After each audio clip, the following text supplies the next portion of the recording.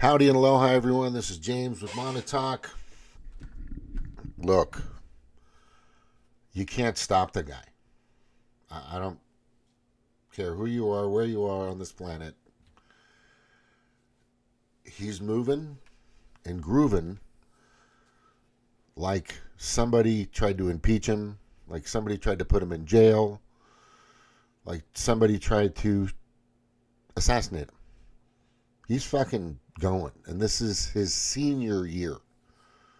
And the cabinet this guy picked is everybody he wanted, and it's everybody he got. Not like before. This time it's different. And this is the scariest part for the Demoncrats, who really, and a few Rhipiglians, who are very concerned about their future in money laundering, coercion, starting wars, pandemics, whatever they want to fucking do next for the global predator class that's out there, like I've been talking about since early 2020. I mean, here it is. I mean, I don't know what to say. He's freaking, it's already happening. To fund the government until September is now law after President Trump signed the bill today. The president also announced new military action against the Houthis in Yemen. Let's go ahead live to CBS News' Christian Benavidez for more on the president. Let me hear that. Want to hear that again? Welcome back, everyone. Congressional action to fund the government until September is now law after President Trump signed the bill today. The president. So everything look, Trump has the House, he has the Senate, and he has POTUS. He has the majority of everything. So I'm just going to tell you, I'm hearing the bitching, the whining, the complaining, the stupid cartoons, these dumbass woke posters, stuff from like 2020, 2021, 2022, 23, parts of 24, just the same ridiculous, crazy rhetoric, just lunacy.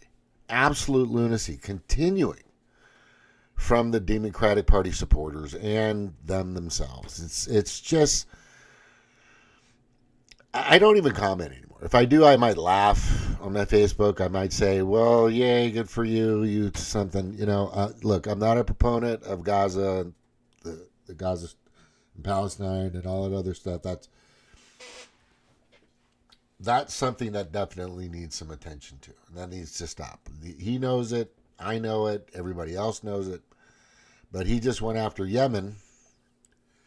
A bunch of radicals supposedly in Yemen. But what I'm saying is, let's not allow, in regards to Yemen, in regards to ISIS, in regards to all that, I say, let's stop allowing the Democratic Party and a few Rhipiglians to keep funding terrorism across the world.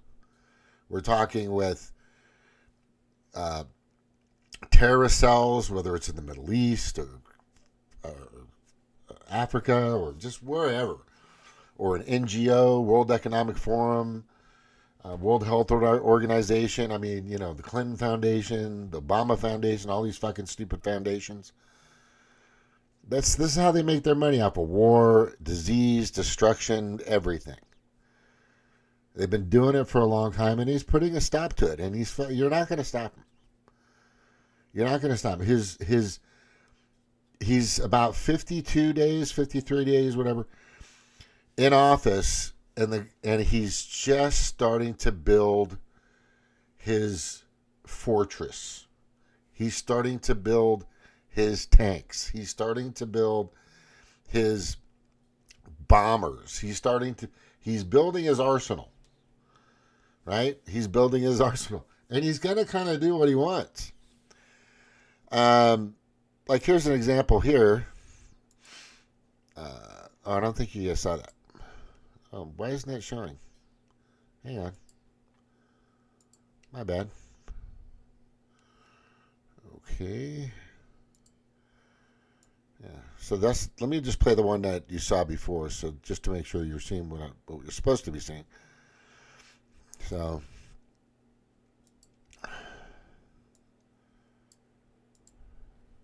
Welcome back, everyone. Congressional action to fund the government until September is now law after President Trump signed the bill today. The president also announced new military action against the Houthis in Yemen. Let's go ahead live to CBS.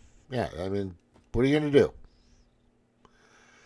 I'm just hearing just the complaining and the whining and the bitching and the, you know, it's great to be on the other side, but this time it's different.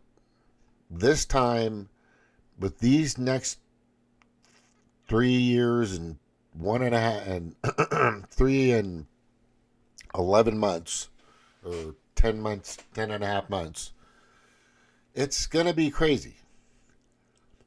Good. Prices are going to go down much more than they are now. There are going to be, and they're preparing their case. They're, like I said, in regards to Pam Bondi, Kash Patel, they're flexing out there, seizing fentanyl and drugs and all this other crap, and stopping cartel members and people in some of the lower levels, and everybody's just, fuck, man, when are we going to see Adam Schiff or fucking Liz Cheney or somebody or Nancy Pelosi in fucking jail or whatever, or Bill Gates or Fauci, at least. Fauci, come on. They have to build a rock solid case. It's the hammer of justice has to be strong, it has to be true, and it has to be accurate. And that's what they're doing right now. This is what sources are telling me. I'm not going to divulge my sources, but the guys. So as they're kind of just. It's like a horse. Like all these departments, right? All these cabinet members. They're all in this race, and not really against themselves, but against the criminal corruption that's out there. But they're just out of the gate. They're just getting warmed up. They haven't even hit stride. They're still in a sprint mode. They're in the 40, right? The 40-yard dash right now. And they're like maybe, I don't know, the first 10 or 15 yards of the 40-yard dash. Just down low, pumping your arms and legs as hard as you can. And that's what's basically going on. And you're not going to stop this guy. The routes are, very direct to Asia, to Russia, and you have ships all over the place, and we have to have protection. So we're going to have to make a deal on that, and Denmark is not able to do that. Denmark's very far away. Very far. And really has nothing to do. What happens, a boat landed there 200 years ago or something, and they say they have rights to it. I don't know if that's true. I don't think it is, actually. But we've been dealing with Denmark, we've been dealing with Greenland, and we have to do it. We really need it for national security. I think that's why NATO might have to get involved in a way, because we really need Greenland for national security. It's very important. We have a couple of bases on Greenland already. Jordan. Oh, we do? And we have quite a few soldiers, and maybe you'll see more and more soldiers go Listen. there. I don't know. What do you think about that, Pete? So, don't answer that, Pete. Don't answer that question. But we have bases, and we have quite a few soldiers. It's just fucking says and does whatever he wants. Whatever the fuck he wants. He's the president of the United States, was, from what I know, now the most powerful country on the planet. It was completely being torn down. The illegitimate Biden administration was doing their very best to take down the last stronghold. And I'm seeing Supreme Court going with us on 2A rights. People are worried about Pam and her 2A in the past and the way she used to act about that, but you guys shouldn't worry.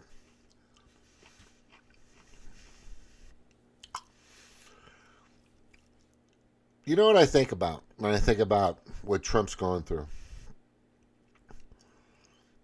is I see a man that was, this is a pretty heavy analogy, but I'm going to give it to you. Down and out, kicked to the curb, like a homeless man, old, whatever, beaten and battered. Bunch of people just trying to beat the crap out of him, right? On the street, whatever. And then some people come to him, MAGA, and go, hey, man, we know you're actually a pretty fucking decent person.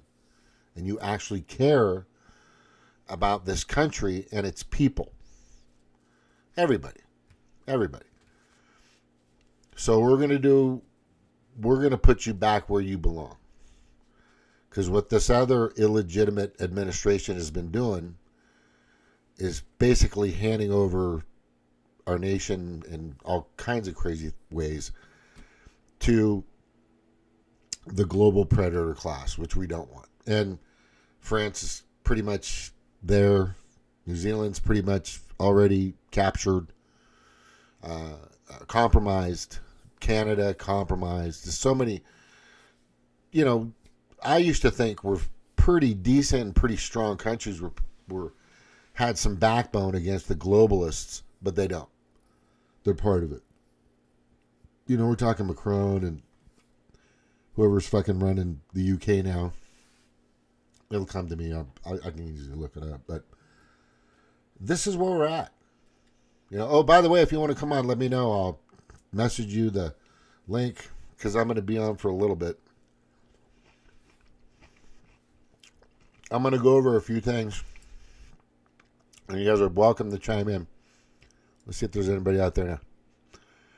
I know someone who had been stationed in Greenland. Oh, wow. Hey, Snork, how you doing? Hey, Jordan. What's this about your car? This car I saw turned into a transformer. It was super cool. Oh, yeah, I've seen those. Car shows are awesome, bro. I used to help the car shows, Jordan, at the Anaheim Convention Center. That's the convention center, basically right across the street. Yeah, actually right across the street from Disneyland. And a lot of people from those conventions used to come into our restaurant. It was OG's Pizza and Brewery, just telling you guys right now, one of the best food on the planet. If you ever go to Anaheim, California, you go to Disneyland, or if you're going to the beach or whatever you're doing, you want to go to the Surfing Pro during July, I think, or it's August. Anyway, the pro surf match was like 300, 400,000 people on the beach, lots of skin. I'm just telling you, if you're not used to it, you're gonna see bikinis fucking everywhere. Me, I'm just kind of used to that shit. I've been around all my life. But besides those attractions, go to OG's Pizza and Brewery. They got wonderful. They haven't really changed their menu in forever, and it's great. They've got the best beer. They have micro-brewed, award-winning beer that they serve. The California Gold is always really good. I had that a few times. And then they have a lager that's really good, too, which I like because I'm more of a Coors and Bud guy. But anyway, Snork, fuck, station. And so people don't realize how important Panama is, and we were giving it away. I really didn't even know how much control China had until I looked it up myself. I did my due diligence. I did my own research. I checked some news articles. I even went through the mainstream media, and then that would lead me to other sources, and I would get a different opinion. And then, what was that new ground? Somebody was talking about it. Jimmy Dore was. Kim Iverson's talked about it. A few others. Something ground, news ground. It'll come to me. They kind of show the bias and what station, what social media, what news outlets or companies are talking about certain things. But anyway, it's when I was when I was out there. Where am I at here? Okay, so what's happening now? Let's just go. I'm throwing myself way off. There's so many things I can talk about. It's just I got to stay focused. All right. So just letting you know, you can't stop this guy. I'm just gonna let you guys know right now. You cannot stop this guy. The Panama Canal, right? The Panama Canal, is gonna stay in our control. Or come back in our control. We should be in charge of that because the Panama Canal has been ran by China. Basically, they get the biggest discounts of crossing through. They've had carte blanche for a decade or two. It's crazy, and it's been even worse the past 4 years. Now, when he's talking about Greenland. He's talking about the other passage, which I think is the Siberian Passage. Let me look at the map here. I'll kind of show you what's going on. Greenland Passage.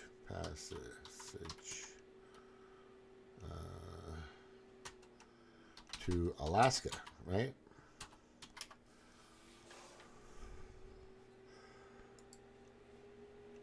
Let me kind of show you this real quick so you guys can see what's going on. Just so you know how important it is. Okay? Just so you know how very important what Donald Trump is talking about when it comes to Greenland. Where am I going? Okay, here we go. There we go.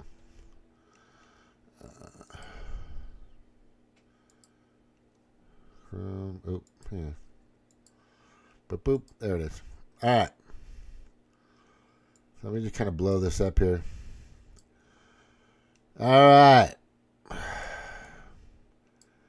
The Greenland to Alaska Passage, also known as the Northwest Passage, is a sea route through the Arctic Ocean near the northern coast of North America, connecting the Atlantic and the Pacific Ocean. Roald Amundsen was the first to complete the passage solely by ship from Greenland to Alaska in 1906. So, I mean, this guy fucking did it.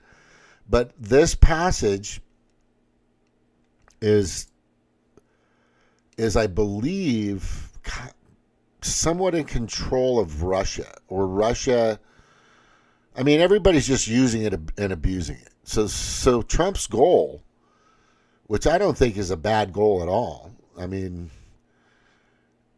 could you imagine our prices of food, metal, ores, grains, meats, just everything would drastically come down, would just tremendously come down in a good way. The prices, once we were able to control these passageways. People just don't understand that part of it. And it's really odd because that's a big part of it. Let me kind of show you the... no, that's not a good... That's not... What the frick did I just open? Alright. I'm going to go here. Let's just look at the images. I think this one is a good one. I need the one that shows everybody. It's not really showing it. I mean... I'd like to see the map up high.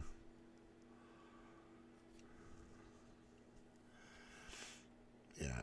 Well, I think this is a good one right here. Let me just see.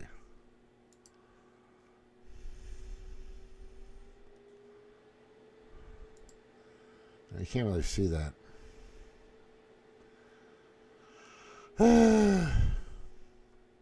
Maybe this one was better. All right. Oh, there's a good one. Right here.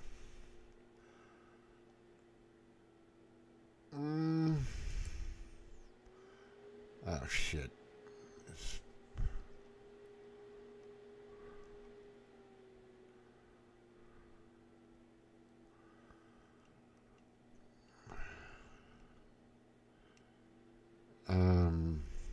That's not really a good picture.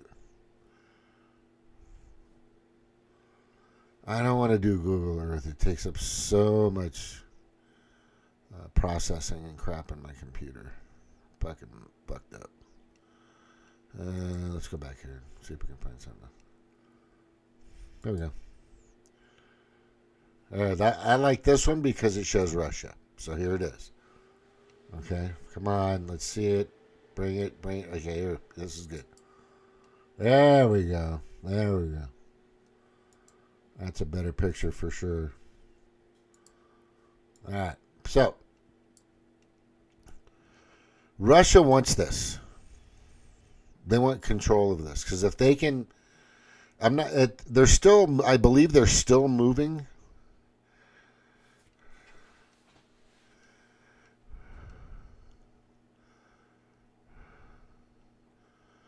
Snork says we also need Greenland as an alternative to Iceland while the volcano is disrupting air traffic. Yeah, I see what you're saying. I mean, I don't have anything against growing as a country. I really don't. But what I do have something against is doing it by force. So him saying, "Oh, we should get some more troops." I mean, he's fucking around. He can just fuck around with your brain right now, and he's doing that. The only person that's not going to fucking handle that well is Putin or fucking Mao, right? Or whoever runs China. But here's the passage, and this would be huge for us. Oh, let me send a link. Give me a second. I didn't see. I just saw it.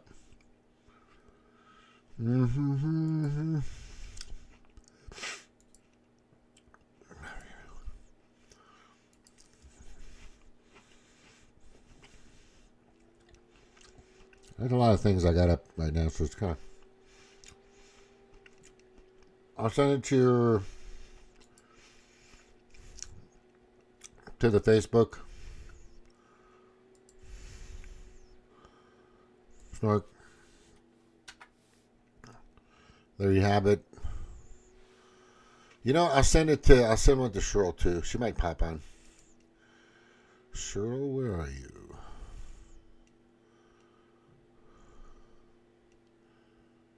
There you go.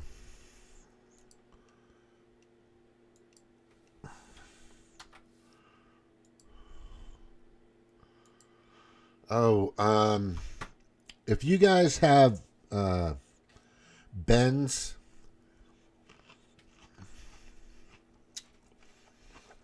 right, I'll send it to Ben. Hang on.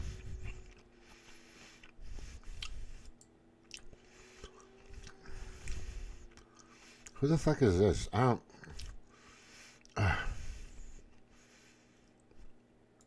Beamworthy, that's what it is.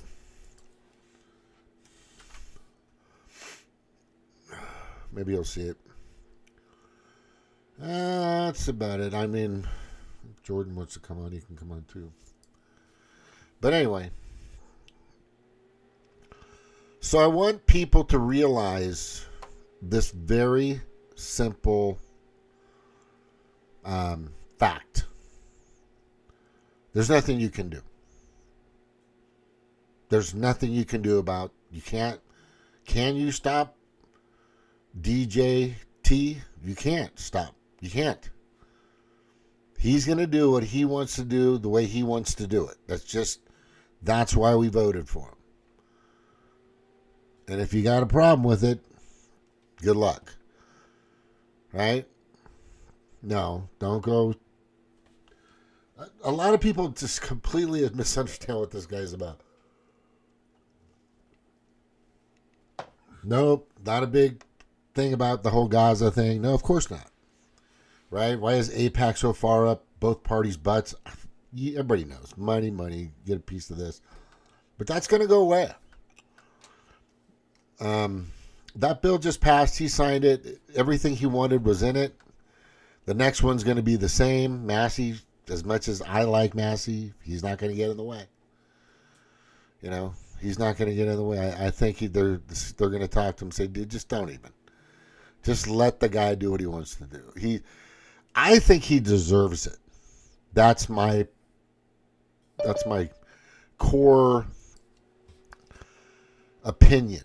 Because what this man has gone through, and this is what people need to realize, is he's gone through so much shit. I don't think anybody realizes the torture. Your mic's off, but it's okay. I'm kind of ranting right here. I don't believe everybody understands. Not only did he go through hell and high water before he ran in 2016, once he put his name in the hat, everybody turned on him like crazy. I mean, it was fucking night and day. He was worshipped and adored. 12 seasons of The Apprentice.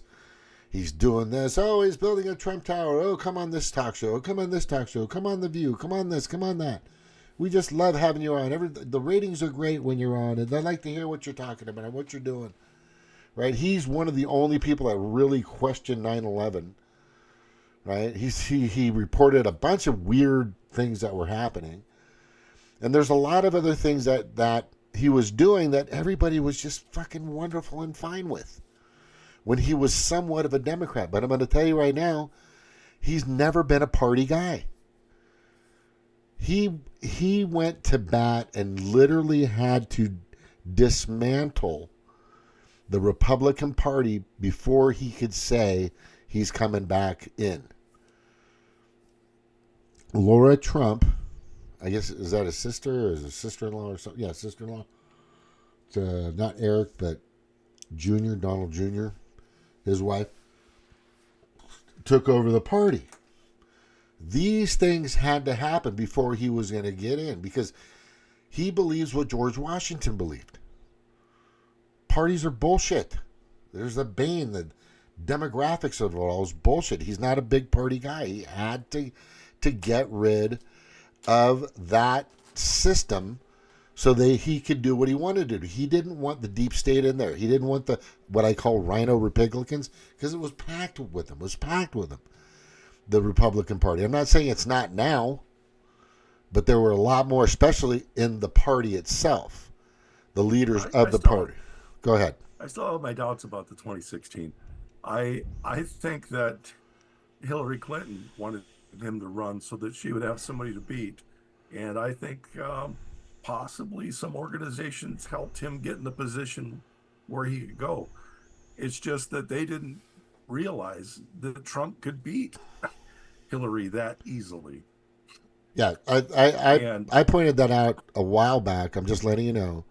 When the Podesta file emails came out, I put out the post where they actually had three candidates. They had Ted Cruz. This is the Clinton party. It was the Clinton party. That's what it was at the time. Back in 2015, 2014, 15. And these files went out and said, okay, we're Ben Carlson, Ted Cruz, or Donald Trump. I think we can beat Donald Trump. So they sent him out there, and sure enough, like you're saying, he surprised a lot of people because Ben Carlson has the fucking personality of a turtle or of a fucking guppy. He's actually a pretty smart doctor. He's practiced for a long time. He's not a complete idiot. He's very religious. That's fine, whatever he wants to do, but he's never had any malpractice and all this other shit. But the thing is, he just doesn't have it. So, right? But they really thought that they could win against Trump because they would think it's a joke. They thought it would be like a joke to everybody. And their biggest threat, there were other threats, but the three that they thought were going to be the easiest was going to be Cruz, Trump, and Carlson.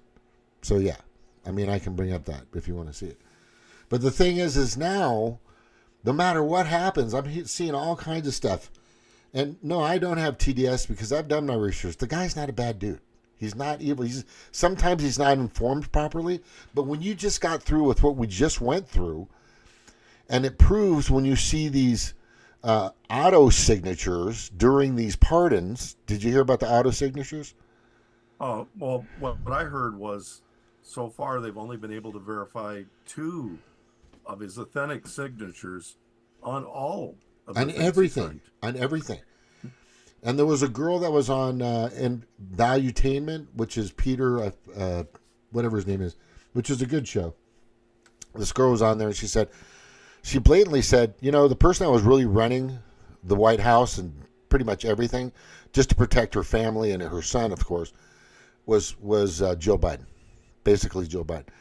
But the big, the serious, the more detrimental things that would affect us were, I believe, coming from the globalists, from my opinion. And they might trace that at some point in the future, but everything that Joe Biden was doing was pretty much verbatim on the World Economic Forum website, on the World Health Organization's website, on Chatham House website, on the Council on Foreign Relations website, everything.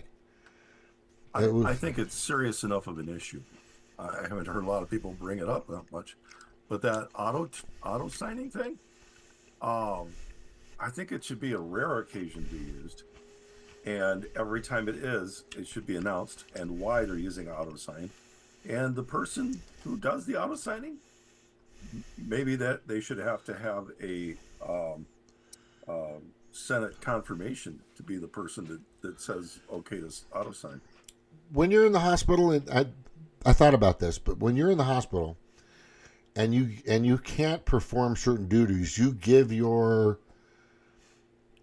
you know what I'm talking. What is the word? I can't believe I can't get the word right. It'll come to you because I'm sorry, but I think it happened to you. It happened to my grandfather too. Yeah, I've had to do it. Yeah. It's not a retainer. It's not. But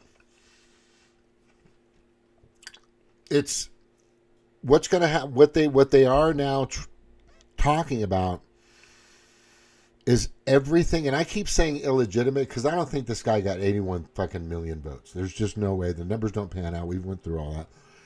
But the other thing is with these signatures like you're talking about, if he's not using his actual physical self to scribble his signature on an executive order or some bill that's passed or whatever, or a pardon or whatever he's doing, in those cases, it could be null and void because there should be something like you're talking about because if they kept it secret and they didn't tell anybody and nobody ever knew about it, then that makes it, in my opinion, completely null and void.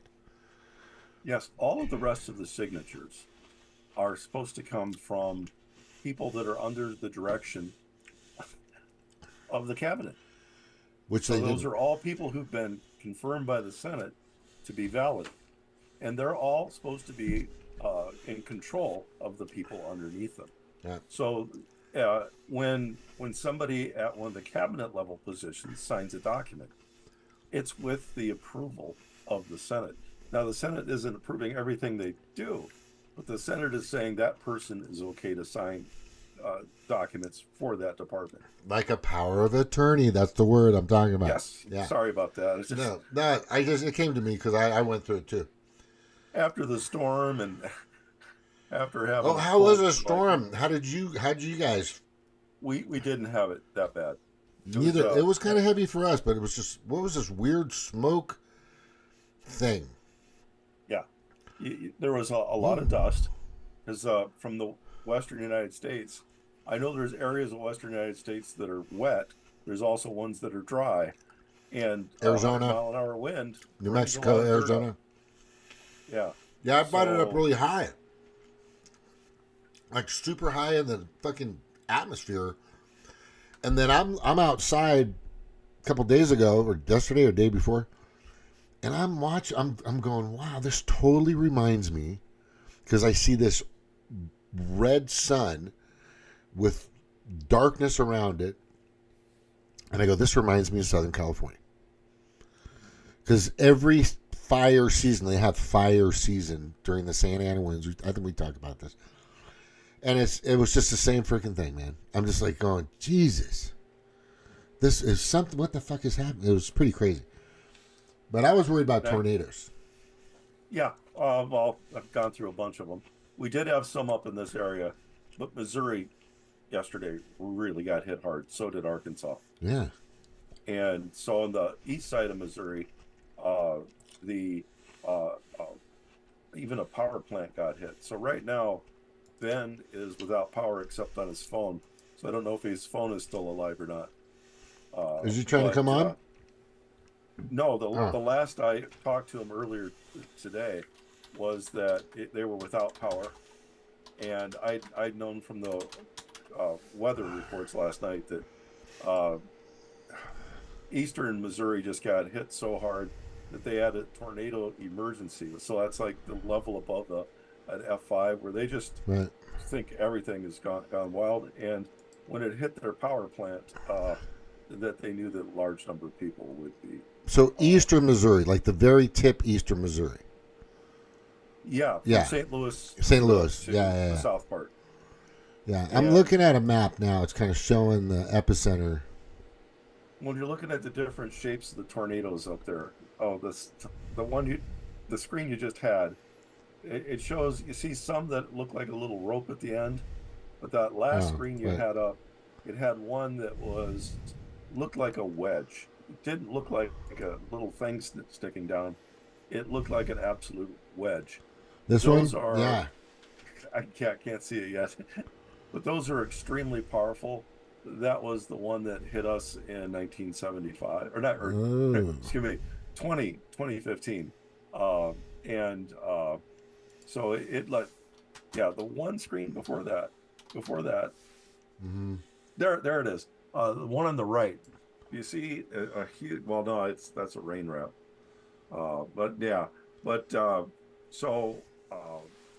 It can be like a mile, the tornado could be like a mile wide. And it's just like the clouds just suck right down to the ground during those tornadoes. Lots of force. Lots of force. Pulled fence poles out of the ground. Yeah. Pulled the power lines out of the grounds. Right. And one town it went through, it not only sucked up the houses, it sucked up their basements, the concrete out of their basements. That's powerful. Yeah. My gosh.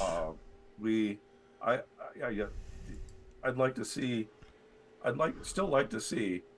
I know we don't want to have national things unnecessary, but I think national disaster response is necessary.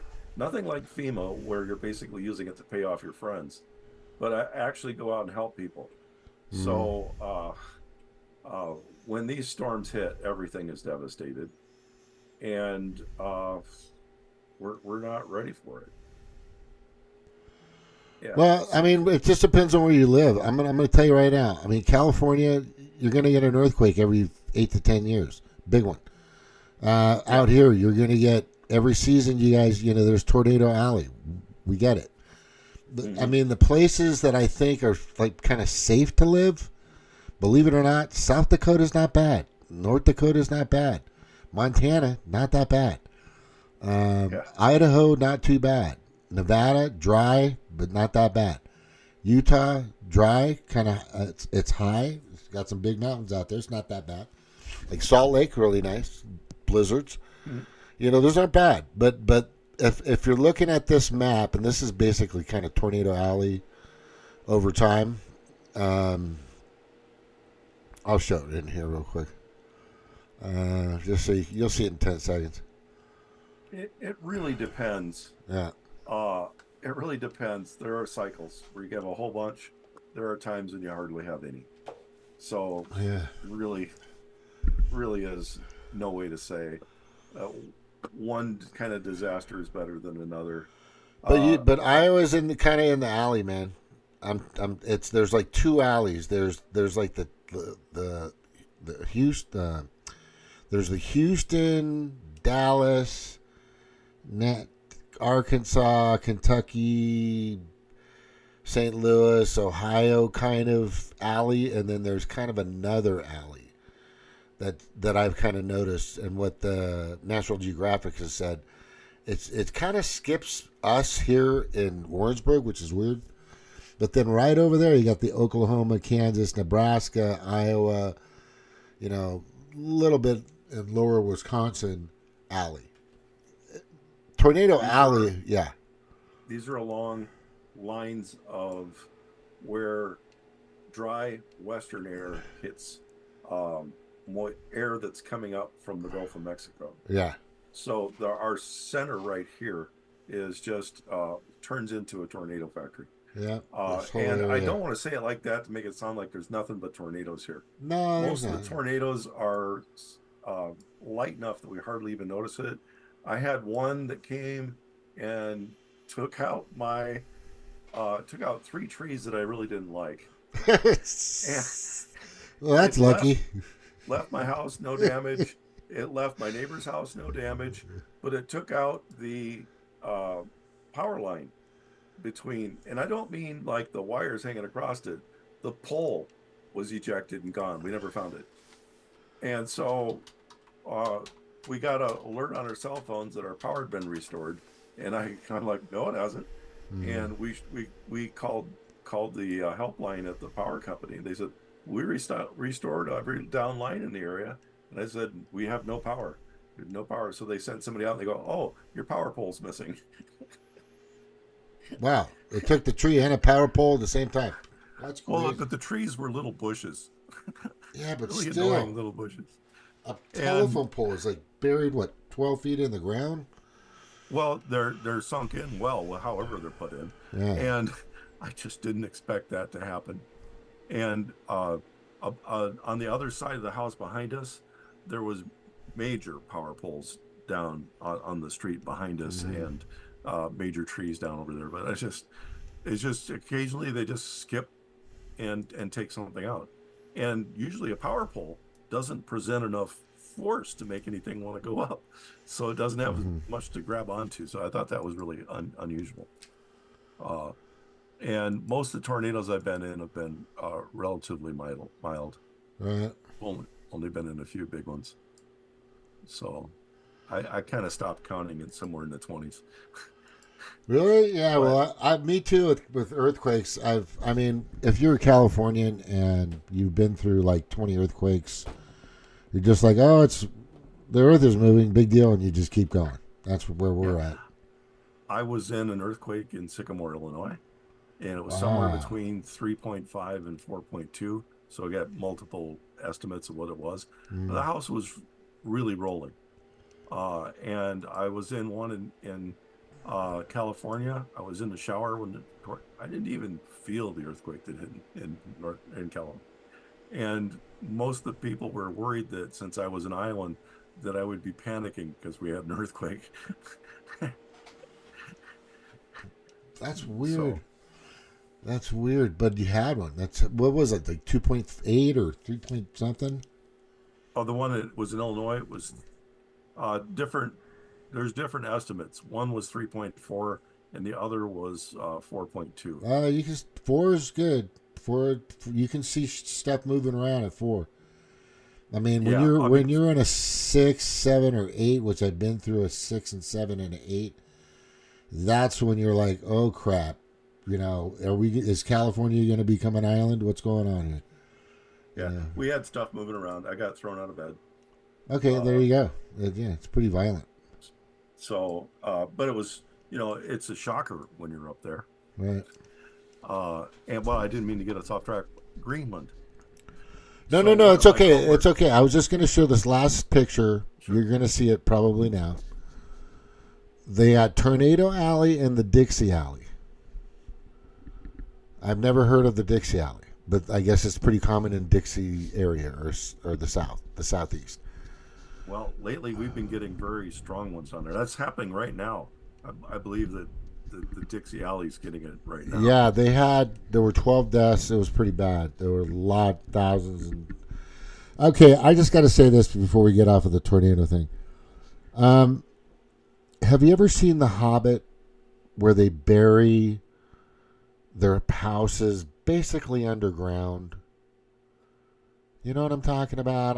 Yes. I know we have technology out there to protect homes? I mean, do they have to be just your average, wood, straight, like above the ground house, or can we learn from this and actually start to make homes that are lower profile, but let's just say if you wanted to create a housing tract, you need to build it 20 feet above the ground, and then the rest of it in areas where the house is actually going to be submerge a little bit, so that the top of the house isn't so easily liftable. Because what the awning and the Yeah, the old porches, they're like tornado bait.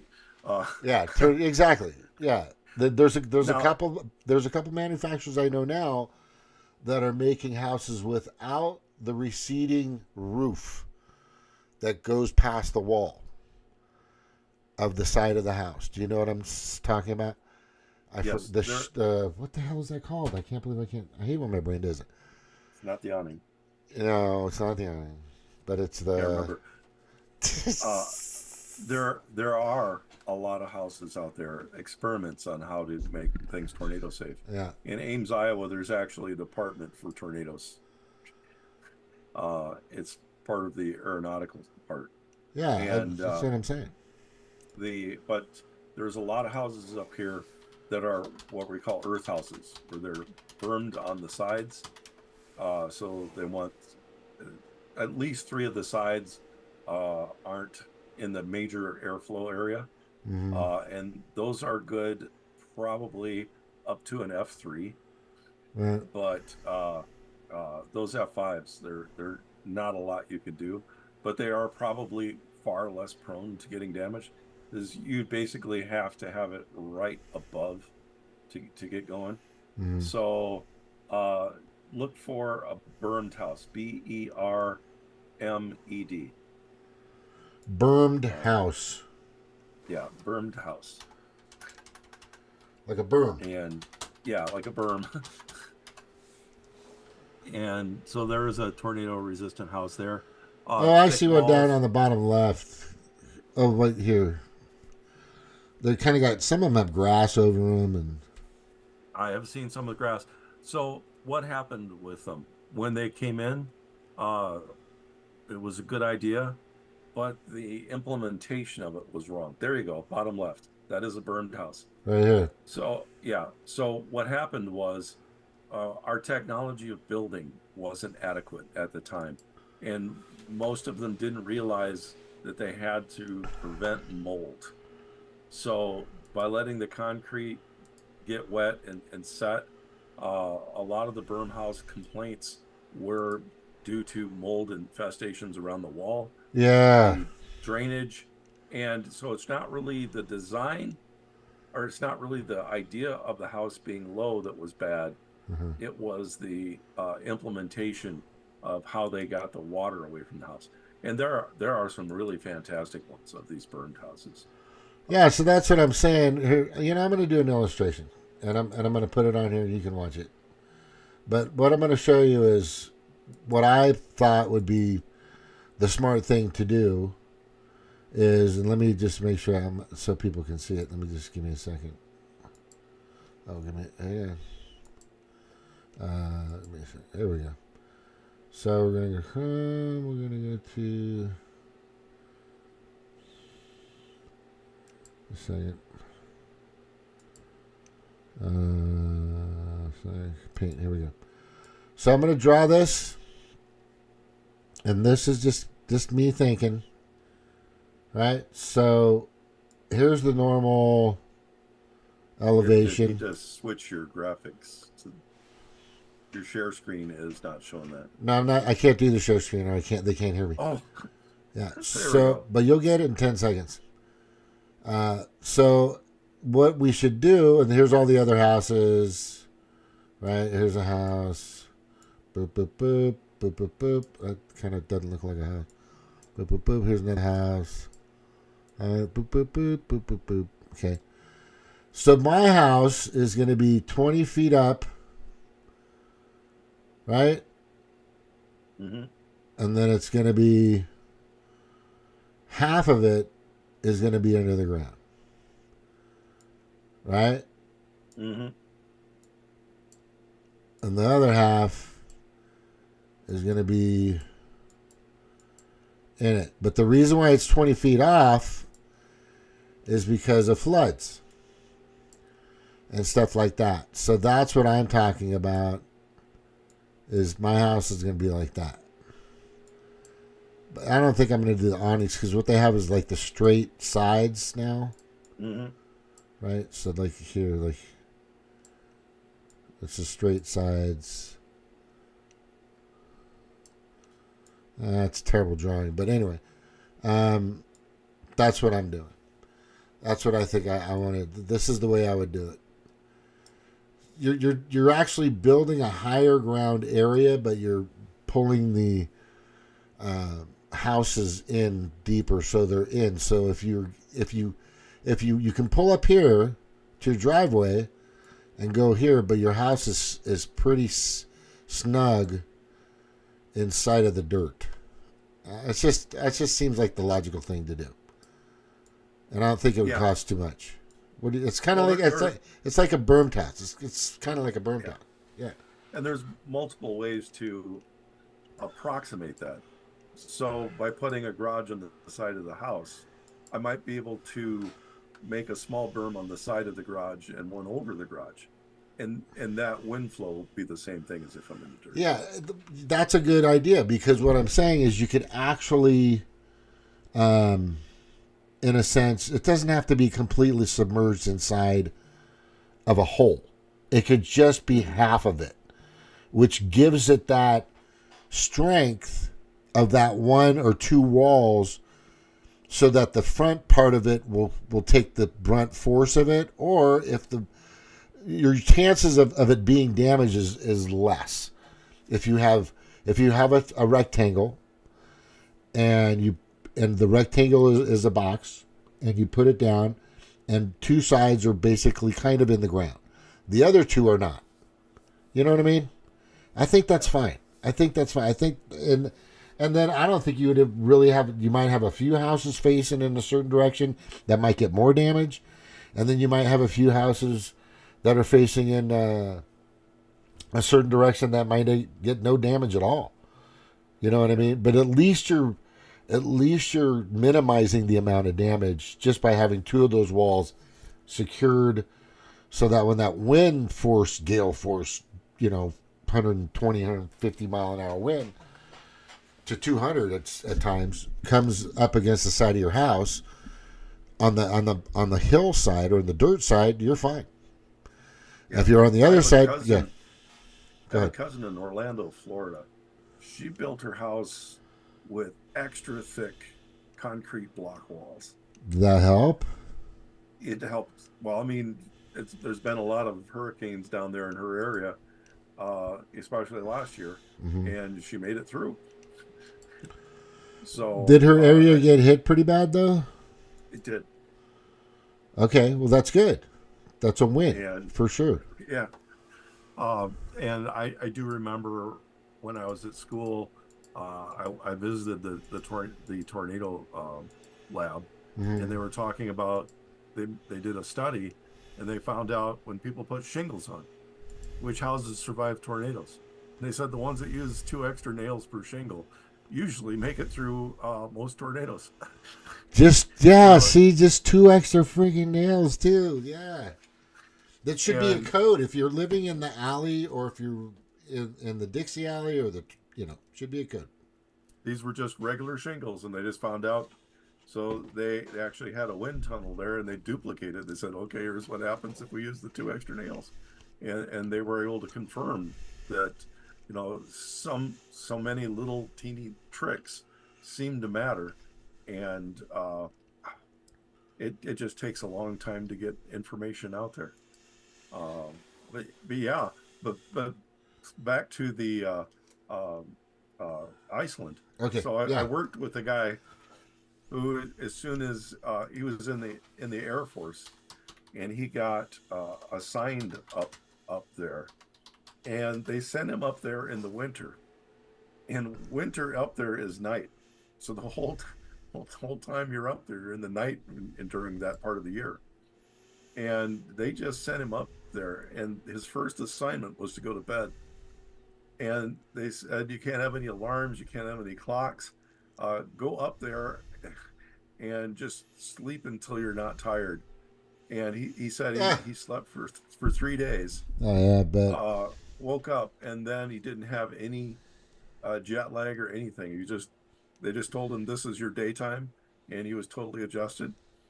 And I just thought that was the strangest thing I ever heard. I always, use that as how do you adjust for being in the different time zones. In the light for so much, like let's just say if it's summertime, I don't think it ever gets dark though, right? Yeah, yeah. So you It's have nuts. to get used to being able to live in these different things. But we have this passage going on. So if there's a major eruption in Iceland, we have a lot of aircraft that to go from the United States over to like Scandinavia Mm-hmm. or even France, we almost fly over Iceland when we're coming from out here in the Midwest. So we almost fly over Iceland the way the Earth curves and it comes back down. Whoa. And we do have different routes that we can fly, but flying by the compass is actually farther. So one of the problems we have coming up is we've got major volcanic activity in Italy. Mm-hmm. So if we have major volcanic activity in Iceland and in Italy, we're suddenly going to have a reduced area we can get flights going between our countries. It might only be weeks that we have a delay, but sometimes weeks of flight delays cause major problems. And if we have flight delays, we might also have shipping delays. Right. One thing else on these storms that come through, the hail does damage solar panels. Yeah. And if we do have a major volcanic eruption coming from Washington State, even Alaska, there's one that's iffy in Washington State, and there's one that's kind of iffy in Alaska. Mm-hmm. So if they go off, they can actually reduce the effectivity of our solar panels for a while. So that's Yeah, I wrote a article a while back, which I think you read.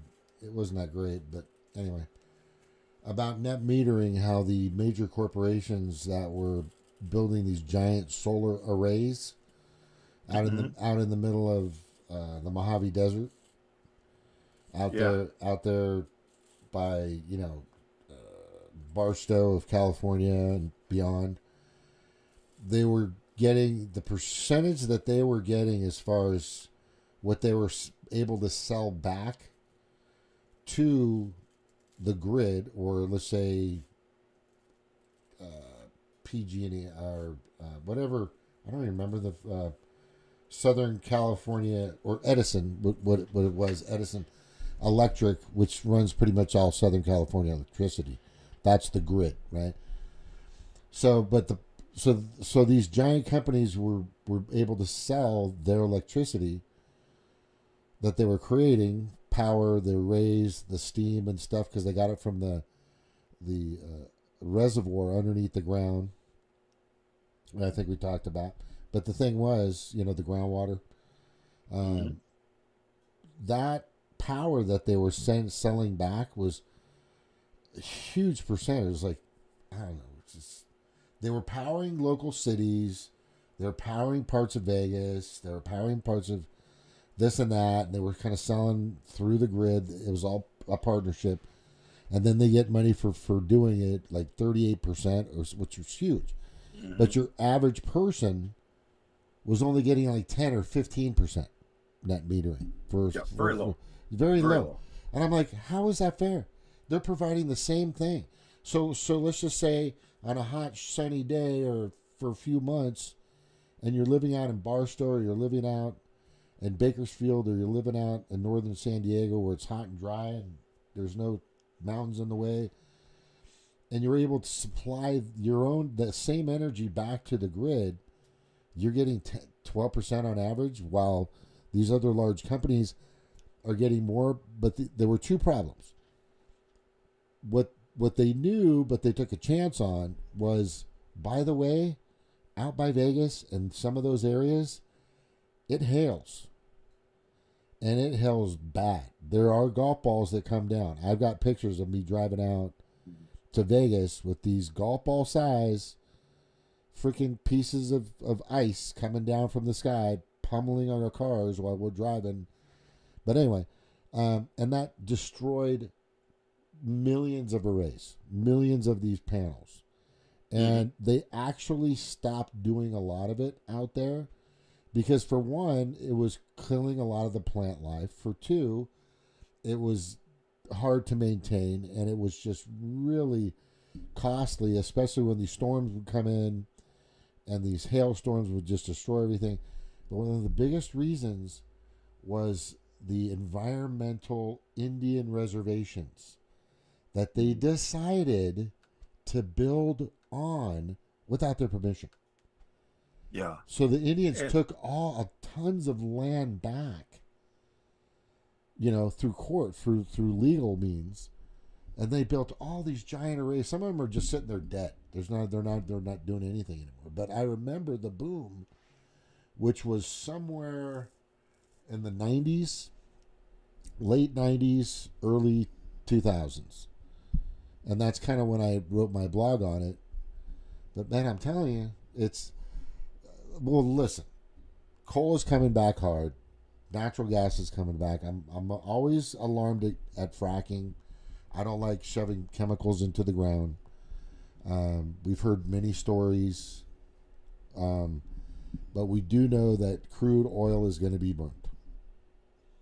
Right? Yeah, crude oil. But you and I had the conversation of, which we should, or somebody should, and I posted it to a lot of Trump people, a lot of senators, Republicans. If you guys are going to fucking drill, I don't want to see Deepwater Horizon anymore. I don't want to see, these giant spills that we used to see in the past.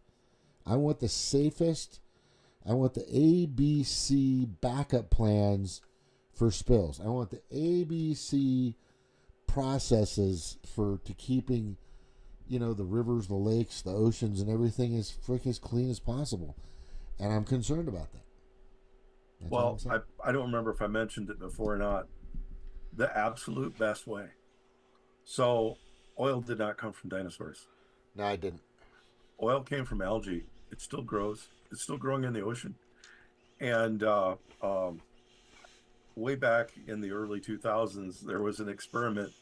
I think it was one of the Texas universities that did it, where they hung a bunch of bags in the sun, and they basically made oil just in the sunlight with sewage and whatever else, and it was good oil. Oh wow! You'll have to send me that.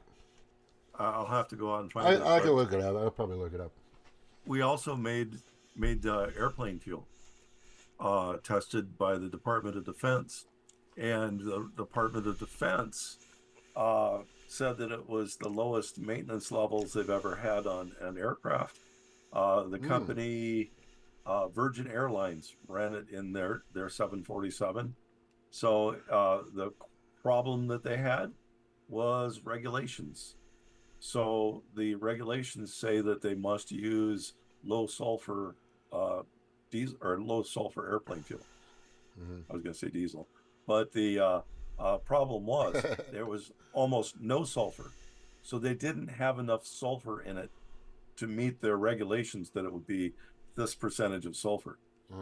And because of the people in the high levels not thinking that, hey, just getting it really low would be really good, that it was on. But so reality wise, this is a research one. We need to make our own fuel at the surface, and it uses a lot less energy to make it at the surface than it does to pump it up. So just make our own. We can just make our own. If we can just make our own bags, giant bags, or just millions of bags. I know what you're saying. The worst I ever saw was at the University of Northern Illinois, where they bought a bunch of kiddie pools. And this sounds awful. And they purchased real sewage from the city of DeKalb. And they filled the kiddie pools, like children pools. I know what you're talking about. With the sewage. They had it in a fenced-in area so nobody would go swimming in it. And they produced fuel out of it. Not only did they produce fuel out of it, the second experiment was making coal. No way. So they made a coal that you don't have to mine. And what did they use for a supply for it? Sewage. Wow. Now, I went through it as a tour, and I've got to tell you, even with my decreased sense of smell, it smelled horrible. I bet. Oh my God, I can imagine. It's like, yeah, see, that's. Into a room and there's 3 tanks of actual sewage in there, and it's like, but here's the thing. That's why you go get Iceland. This is why you go get Greenland. Right? This is why you go get Greenland, because you can do those kind of things up there because it's so cold it doesn't fucking stink. You know what I mean? I mean, once that stuff comes out of a factory, it's going to turn into crystals and just go back in the ocean. Right? It's gonna, because it's so cold. There are lots of ways to do it. Now, if we're doing this out in the West Coast, one of the byproducts of making this would be desalinated water.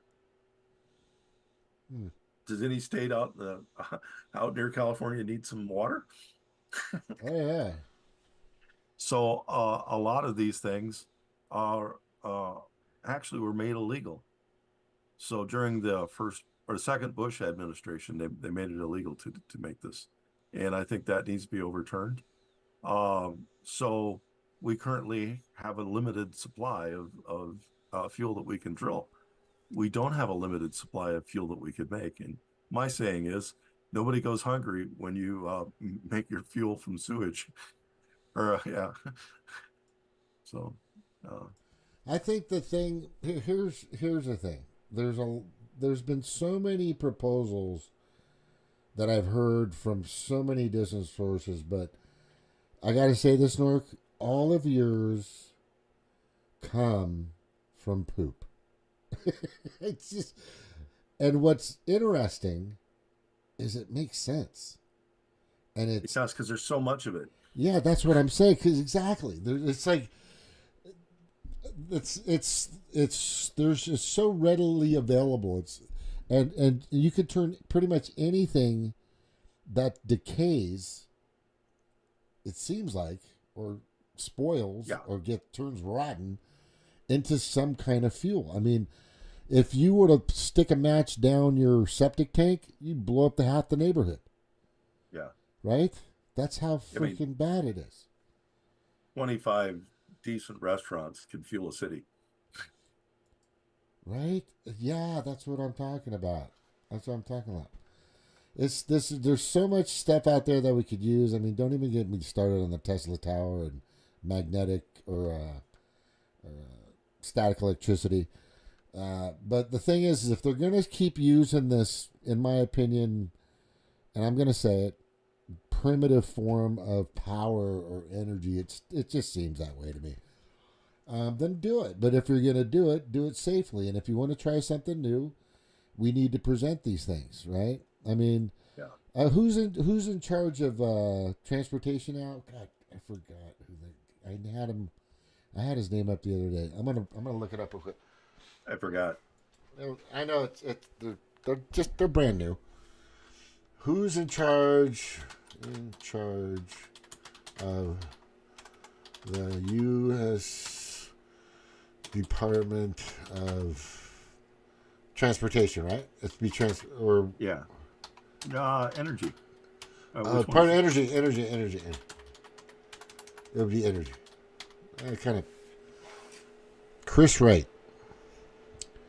As March 15, 2025, the current Secretary of Energy is Chris Wright. I don't. There's not a lot of info on this guy. I don't know. Huh. Well, I think we need to know who this dude is, man. Let me see if let's look at anything in the images. So the old person was Jennifer Granholm. Remember her? Oh my God, she was obnoxious. I really liked her in the beginning, but she just went full tyrannical authoritarian. So this guy, NPR hates him, obviously. USA Today hates him. Here's some Wikipedia on him. I'm gonna visit that. Secretary of the United States. Let me look at his background. Well, he's a nuclear guy. No, of course. Like it says, there's not a lot of info on him. Honestly, it's not filled. All it says, the United States Secretary of Energy is the head of the United States Department of Energy and a member of the Cabinet of the United States and 15th in the presidential line of succession.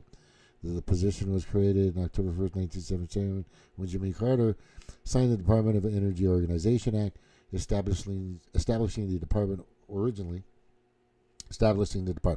Originally, the Secretary and the department focused on energy production and regulation. Over time, the emphasis shifted to developing technology for more efficient energy sources and energy education.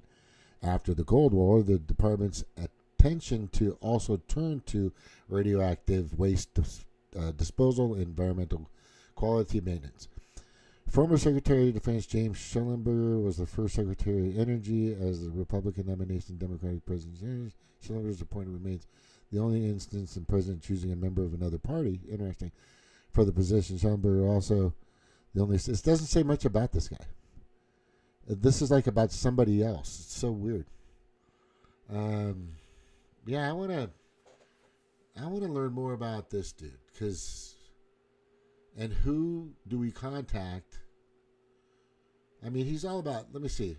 In addition to responsibilities related to generation use of energy, the Secretary is the most senior official other than the President of the United States or Secretary of Defense with primary responsibility for the nation's 3,800 viable nuclear weapons. This arrangement, what? Yeah, anything nuclear is under the Department of Energy control. Jesus. Okay. Well, hopefully he knows what the fuck that shit is. This is kind of alarming. I'm gonna look him up a little more here. I don't think this is the right page. Oh, here we go. Yeah, this isn't the right page. It took me to some other. The president can't even ask anything about nuclear without his consent. Yeah.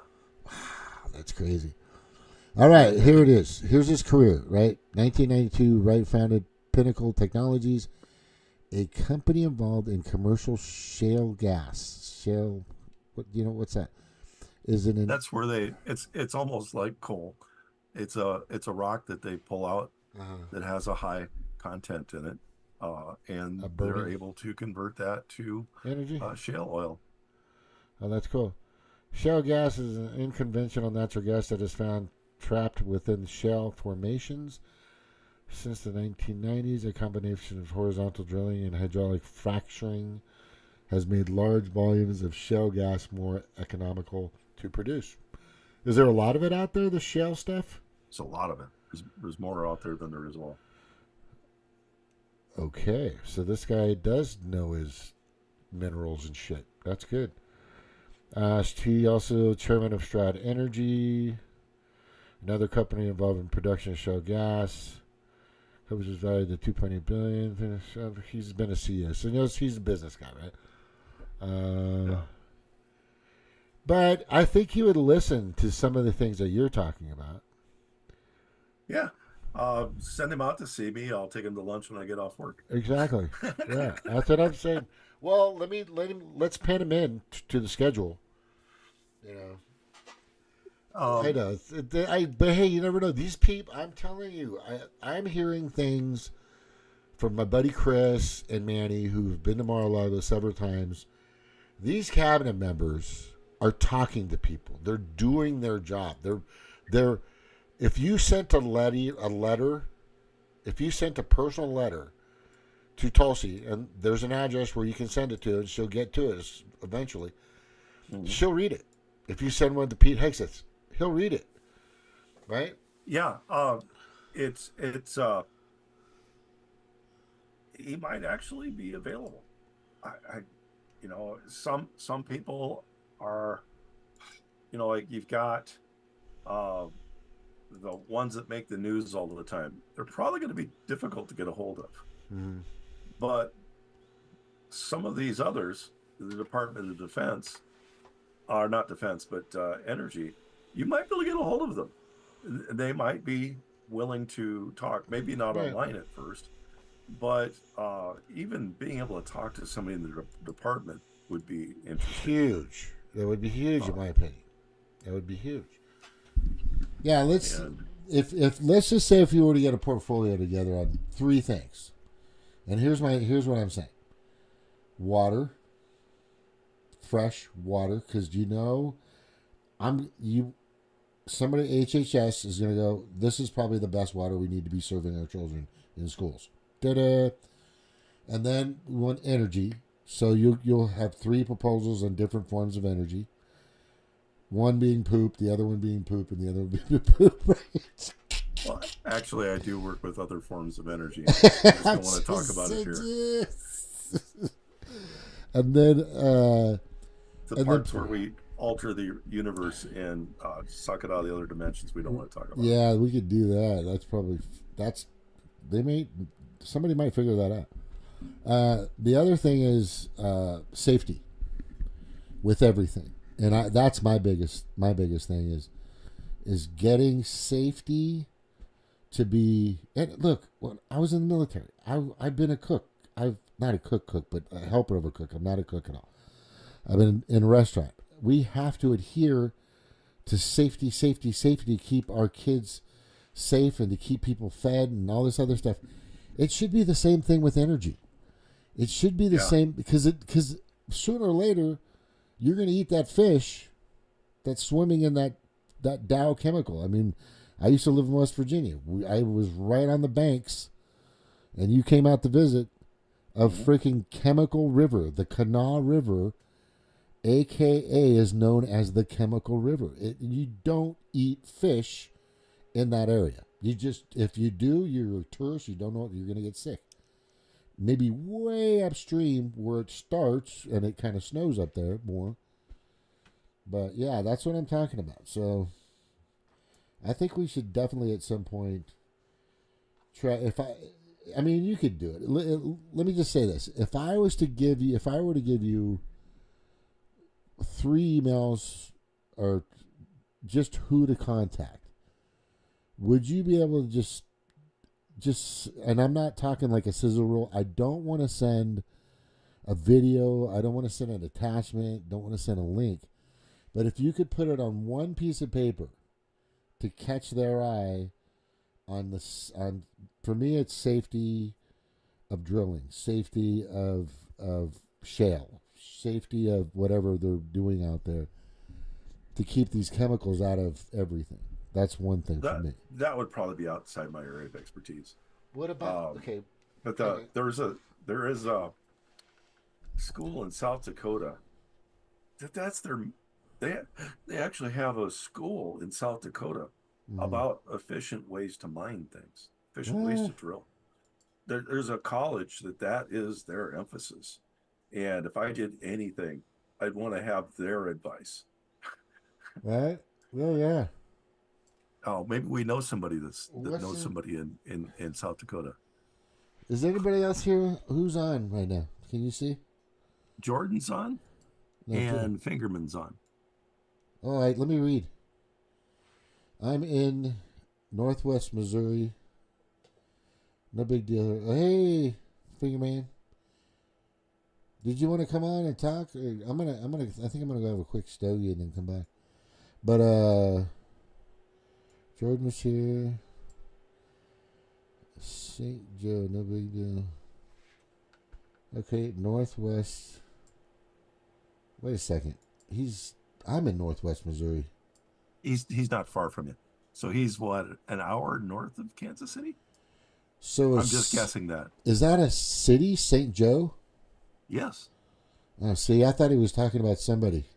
I don't know this area very well. Remember, Finger Man, I'm from California, bro. It's on the road from Des Moines to Kansas City. Okay, so you know. I've been there. I got fuel there. Oh, okay, okay. So he's somewhat local. That's cool. All right. Yeah. So here's the thing that I think I really I want to kind of focus on more so moving forward, because I'm not going to stop Trump. Nobody's going to stop Trump. Do you think you'd be able to stop Trump, Snark? Oh no. Yeah. Well, so far, I mean, he might have done some things that I've got some issues with. Yeah, me too. But at least I feel like he's a human. He's the one signing the papers. Whenever he signs something, he does it on camera. He does it. He shows you. He shows you what he's doing. He gives somebody the pen, so he's doing it with a real pen. He's not. Yeah, it's not an auto pen for damn sure. To me, auto pen is the same thing as a photocopy. Well, but here's the thing: when it comes to the presidency of the United States and doing something super important like that, and you're about to do an executive order or sign a bill that's going to affect everybody in the country and possibly on the planet, you better be using your own freaking signature. That's just my personal opinion. You know what I mean? Or if somebody else is doing the auto sign, yeah, they should have to co-sign it, and that should be on camera.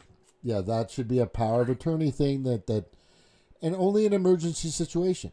You got to do the job. Originally, the first time Obama did it, he was outside the country. They needed something signed right away, and they said, "We've got this thing that we've got ready." So on the original auto sign, it wasn't a recorded signature. It was basically a remote control robot that when Obama moved his hand, the pen on the other side moved. So he was like just a long distance pen move. Oh, well, that's cool.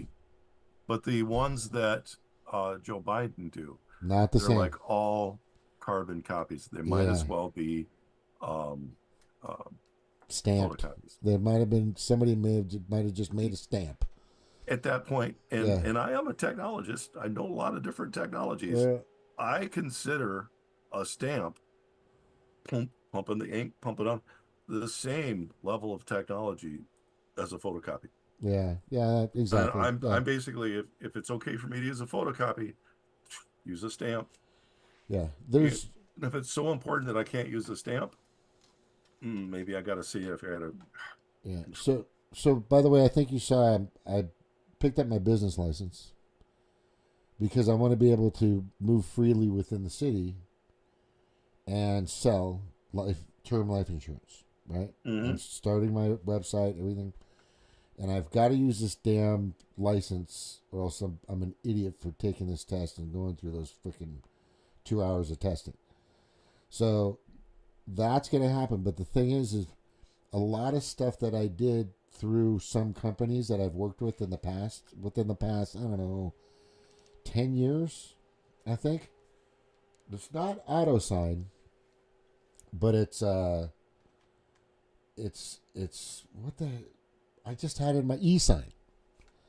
Yeah, it's e-sign. We have to do that at work all the time. We constantly have to e-sign that we've logged onto this place and that our e-signature is valid.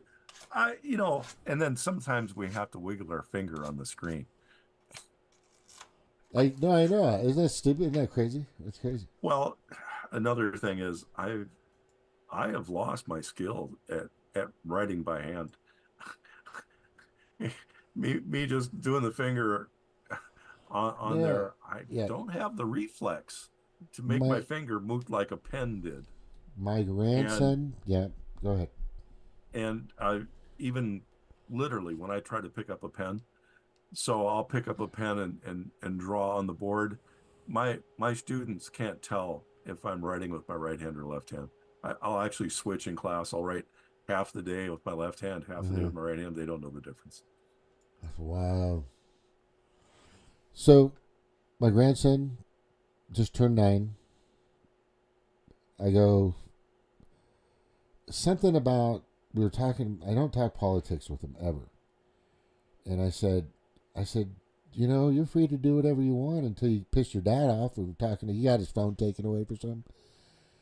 And I was like, the Constitution, I'd read it to you, but it's kind of hard to read because it's in cursive writing. And he goes, oh, cursive writing? We don't know cursive. We're not taught cursive writing. Mm-hmm. I mean, I can read cursive writing, but if you try to read the Constitution, I'm telling you right now, good luck. Because it's not easy to read because of it's just the art. Yeah, the old style of writing was very fancy. Very fancy. Super. And when they were trying to write an important document, they were extra fancy. The fancier, the more important it was, I think, right? So, yeah, but that's sad. He doesn't know.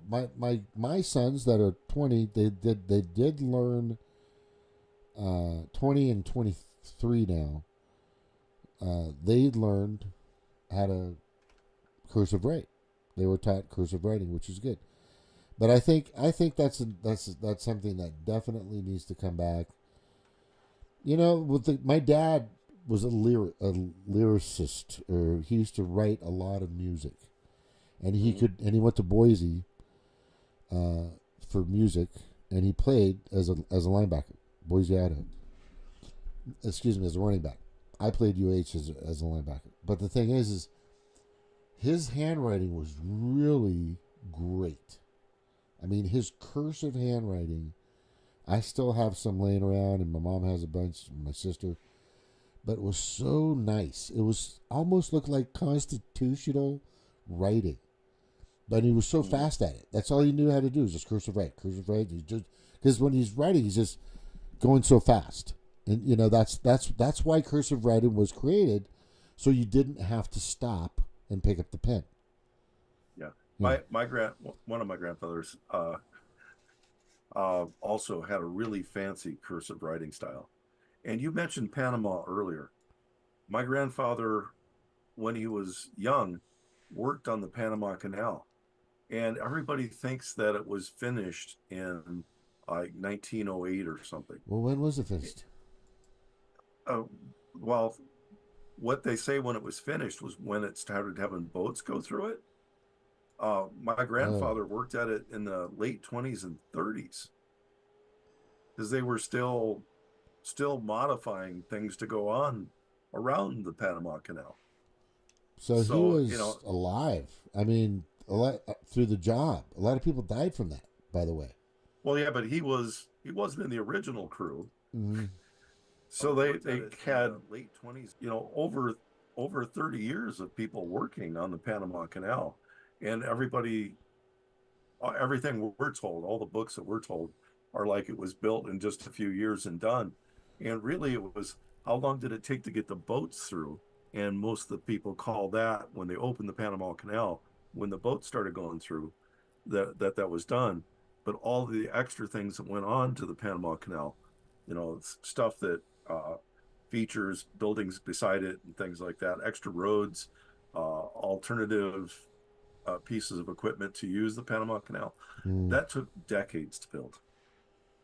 Oh yeah, so it was kind of just completed not too long ago. Aren't they redoing it right now, though? Aren't they revamping it? I think they're constantly doing it. It seems like they're constantly trying to fix that fucking thing. That's a lot of work. That's one of the greatest wonders in my mind. I'm telling you.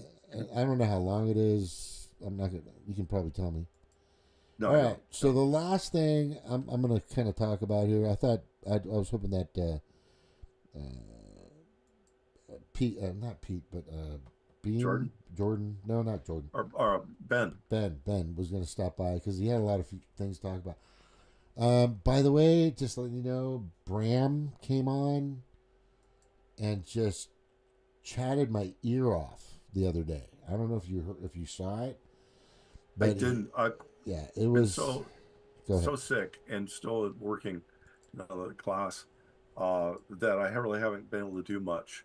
I'm coming home and going to bed. That's okay. I'm just saying. What I'm saying is, it's okay. That's fine. I'm just what he did. He was very.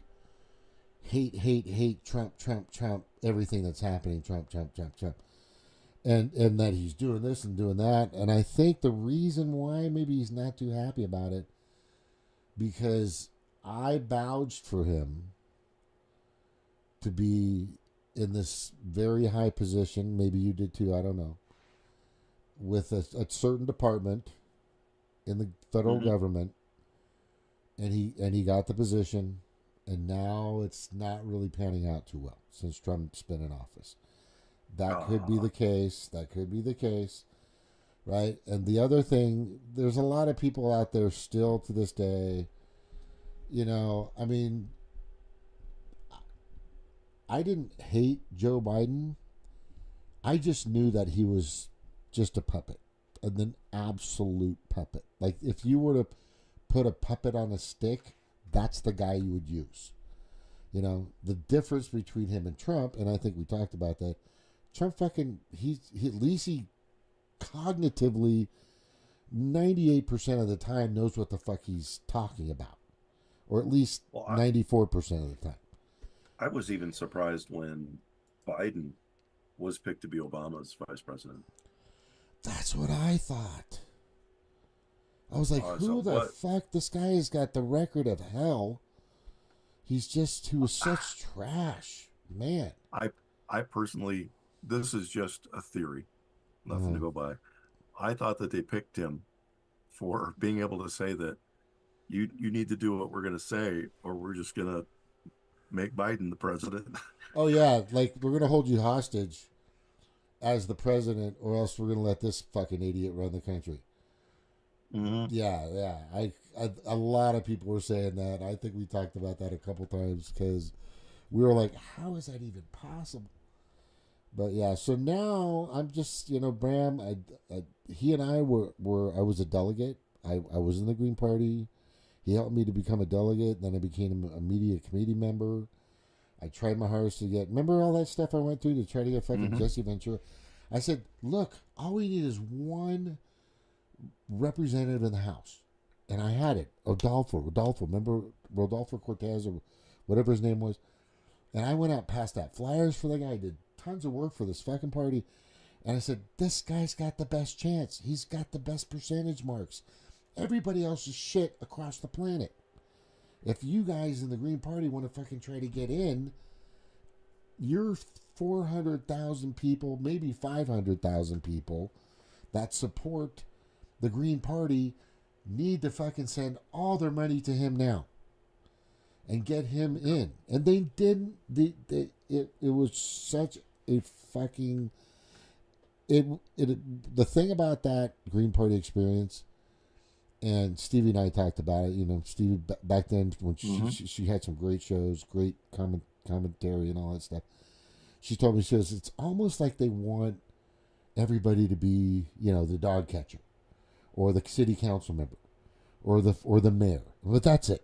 That's it. They just want everybody to be at low level state election positions, in the legislative branch of the state, judiciary, and the executive. But the thing is and even like dog catcher, they were actually pushing. There was somebody that was on the ballot, and she caught this, and it said somebody's like the chairman of whoever handles all the dogs, the dog catcher department. I don't remember that was, and she called the dog catcher. But anyway, so what I'm saying is what a waste. What a giant waste. So now we've got, and I've got to talk to Chad, but I think I don't know what's going on with Chad, but I know Zach. You know who Zach Moore is? Name sounds familiar. Yeah, he's talked to me a few times. They started with the Emerald Party. They go, I thought that's a fucking great name for a party. Emerald City, Emerald Party. That's perfect. Who's behind that? I mean, everything correlates with that. So as soon as they started talking to me about it, now this is what's interesting. As soon as they brought it up to me and they brought me into the conversation, I bought it. I bought the domain name, emeraldparty.org. I immediately bought it. I was right when they started talking about it. I went on GoDaddy. I bought it, but then they go, "You bought it?" I go, "Yeah, I just bought it. I think it's a brilliant idea. We can work and try to get this thing going." But to be honest with you guys, I'm an independent. I'm a George Washington independent guy. But if you guys need help promoting or whatever, I'll be there for you. Just let me know. It's not a bit. I don't mind helping. And if it's for a good cause, which I think would be a good cause because you have some sane, strong individuals doing it. But so I sold that domain name. I didn't sell it, excuse me. I just gave it to him. I said, "Here, you guys. Here's Zach. Here, Chad. You can have it. I don't want it. I don't. I just wanted to get it before anybody else got it because they were talking about it, and I said, "Did anybody get it? Anybody to buy the domain name?" They go, "No." And as they're talking about it, I'm going, no. It's fucking like $8.95 just to get the domain name, and I got it. That was it. And I said, "I just picked it up, you guys." And they were kind of like worried I was going to do something. I go, "No, I'm not going to do anything with it. Don't worry, everything's good. You guys want to use it, you can have it. Fuck, I don't care."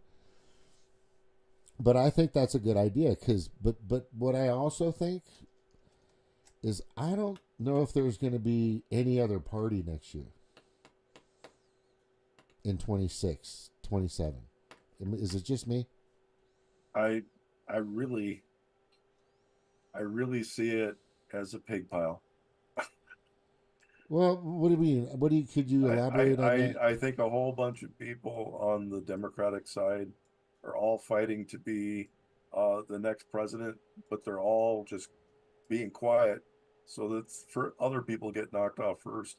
I bet we see the opening party to be at least 30 different candidates try to be the Democratic Party president. Yeah, Candidate. but I believe we just saw one of the pictures that spread throughout the world. It happened this morning or last night. I think it was last night. It's within the past day. Bernie Sanders hanging out with the World Health Organization Trudeau. Trudeau's, whatever his name is. And him talking about we need their poison, right? And people are starting to get it. People don't want that crap anymore. People don't want to be a part of it. The body, from what researchers have been saying, and I got to be careful how I talk with this crap, is I'm talking with a few people like Pierre Corey. You ever heard of that guy's name? I have. Okay. I'm now friends with him. We've been messaging on Facebook. He's trying to develop a test to see who has the mRNA in their systems or in their blood systems or whatever, and also how much, because what they're finding out, and this could be with you and many other people, is the body is a lot more intricate than we think. And they're finding out that even within the DNA of our bodies, it's fighting off foreign invaders. Isn't that amazing? It's just like natural. Yeah. It's because it's having a problem with something that came out of nowhere and started attaching itself. But it's doing it, but it's also trying to shed it away from what I'm hearing, from what I'm seeing, what he's saying, what other people are saying too. So some of these people that were getting very sick and ill and bad for a while, after they took 1, 2, 3, or 4 of these things, when they stop, it's kind of subsiding now. I'm just really starting to feel like I'm getting over the problems from the shot. Yeah. We just had a horrible flu go through. It's one that we all were coughing and sneezing for like people at work too. 2 months. 2 months. I mean, not, more than just me. It was like everybody. Yeah. So, but we really need somebody not like me. We need somebody who is what's called a molecular biologist to discuss that. Yeah. And I can see if I can contact one, but my other one that I know died. So How old was he? she was mid-50s, Mid-50s. died of cancer. Okay, so I'm not going to go over all the stuff that people are going through with this thing, but what I am going to say is, wouldn't you want to know if Fauci actually took it or not? You know he does. Yeah. Yeah. The Yeah. that is a whole nother topic. The way that was rushed through, everything. It we need as much scrutiny as that as we do on on some of the regulations we have on how we drive our cars. We had less regulation on how that was pushed through than anything else that I've seen in years. And that was one of the most dangerous things that we did with access to so many people. Trump did that. Mm-hmm. Trump did that. Now, if I'm going to send you the link, it's what's her face. She's freaking fantastic. I've already brought up the point. Take the vaccine. I did. You know, I recommend you take the vaccine, but he didn't make anybody take it. He just recommended, right? Mm-hmm. He also, during his time, he got 100 million doses from Johnson & Johnson and 100 million doses from Pfizer at some discount rate, right? But look, like I said, Fauci, one of the greatest pharmaceutical sales representatives on the planet. He's been doing it for over 30 years. He's been tricking and conning people for a long fucking time. Trump got played. When you dangle, if you dangle a little cash in front of Trump, we're gonna make lots of money, lots and lots of money, right? That's where he talks, right? So once you dangle a little cash in front of Trump, it kind of turns his thinking. You know, it's that gold and that diamond. I mean, he doesn't have a fucking golden toilet for nothing, right? For God's sakes. Yeah, it's pretty crazy. What else was I going to say? Yeah, so let me just ask you, would you agree that we haven't really felt the effects yet? Because nothing's really happened. I mean, eggs went down like 10 cents here. I mean, I don't know about you, but they were $5.89. Now they're like $5.65. I don't know. They went down 10, 15 cents, right? So they got down a little bit. I didn't even notice. Yeah, gas has gone down maybe 8 to 10 cents. Big deal, right? It's only been 53 days, 54, 52 days, right? And really, it'll take over a year for anything. At least a year to get over the last 4 years. Yeah, the damage that happened. I agree. And it will get worse. And you know, Trump I don't know. I don't know. I think it'll get a lot worse. So we have a lot of people whose income depended on the income of people who shouldn't have had an income. I know what you're talking about. So a lot of people that had these jobs, all the USAID really rich people that did nothing and can't tell you what they did for the past week. Just look. So, if my job's on the line for $60,000 a month, and this I think is the average, right? I think it's $60,000 a year. So that was like the average. All these people can't. So if somebody asks me, hey, if you don't answer this, you're probably going to lose your job. And all you got to do is write 5 fucking things. 5 fucking things. What would you do? I would write 5 fucking things and I would do it quick. Right? I sorted out the cabinet in the back. I freaking swept and mopped the floor the other day. I rearranged the chairs in the fucking lobby of the office. Yeah. You know, most whatever. people would have no problem coming up with 5 things that they did. Exactly. That's what I'm saying. Real jobs. But they found a lot of people that weren't working, man. Yeah, pretty crazy. It's I mean, we even have that, you know, like I see people that aren't working that are getting not small paychecks. Really? Where? And I can't sit. Okay. Okay, but you know it's there. Yeah. Okay, And, I and had a I wish I feeling. could. Yeah, I wish you could say. I wish I could say it was just a few. It's a lot. Oh, really?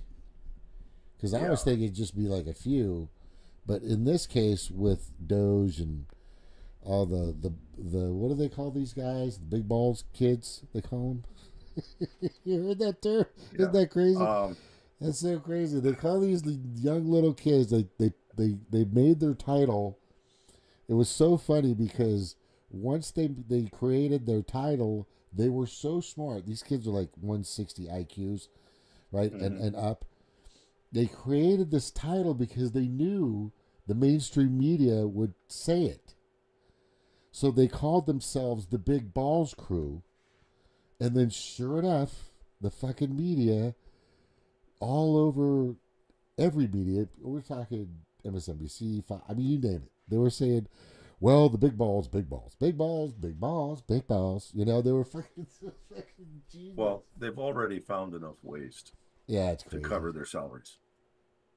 Yeah. Once that happened, if you cover the amount of waste, or cover the amount of what your salary's worth, plus what your boss's salary's worth, Right. plus what it costs to keep your room at your building heat on or off, and toilet paper in the bathroom, you're doing successful. Everything past Exactly. that point is money in the bank, and I'm really sure these guys have far surpassed that. And when I read about people in like North Carolina and whatever after that hurricane still haven't gotten any really good help, Nope. and the people that were making television shows in was it Pakistan? I know. Yeah. Oh, come on! How is $1 leaving the country until the people that need it here isn't gone? And Oh. I still say that we are still funding other countries' healthcare. Everybody in the countries that we're funding have healthcare, but we're not funding healthcare. But we don't have any. Here. Yeah. And I I say we should put a halt on all international funding Yeah, take care until of us our first. healthcare. Take care of us first. And that's exactly what a lot of, believe it or not, Republicans want, and Elon's brought that up, and Trump, is we need to take care of us first. We have just been raked through the fucking burning coals for the past 4 years. Mm-hmm. And we know it's going to get a little worse, but we do know that, hey, what's really weird is it was the committee before it comes to bill, whatever, just the stage, I forgot. They were bringing up the $5,000 check for everybody and the savings that they've already found. And they've surpassed that already. They've found so much waste and abuse, it's crazy. But, and fraud. I want that check now. That's what I'm saying. But the problem is the Democrats voted against it. They look. The Democrats. They care. I don't care what everybody says. They really care about us. And if you think that what I just said is true, then I got a bag of farts I know I could sell you for $100. But anyway, I think I'm good. I'll be on this week. I don't start back up to work till fucking Wednesday. I'm off all week. This next week? So, yeah. Yeah. I want to try to get some more of the gang on. You know what I got to do is give them fair warning. Yeah, give me more. I just happen to be looking tonight. Yeah, sorry about that. I suck at planning shit, I'm telling you. After everything was finally cleared up, I ended up sleeping till noon. Holy mackerel. And yeah, so I'll be around. Let's see if I want to see if I covered everything. Yeah. There's maybe a topic I just saying it. Oh, there's just so much. There's just so much.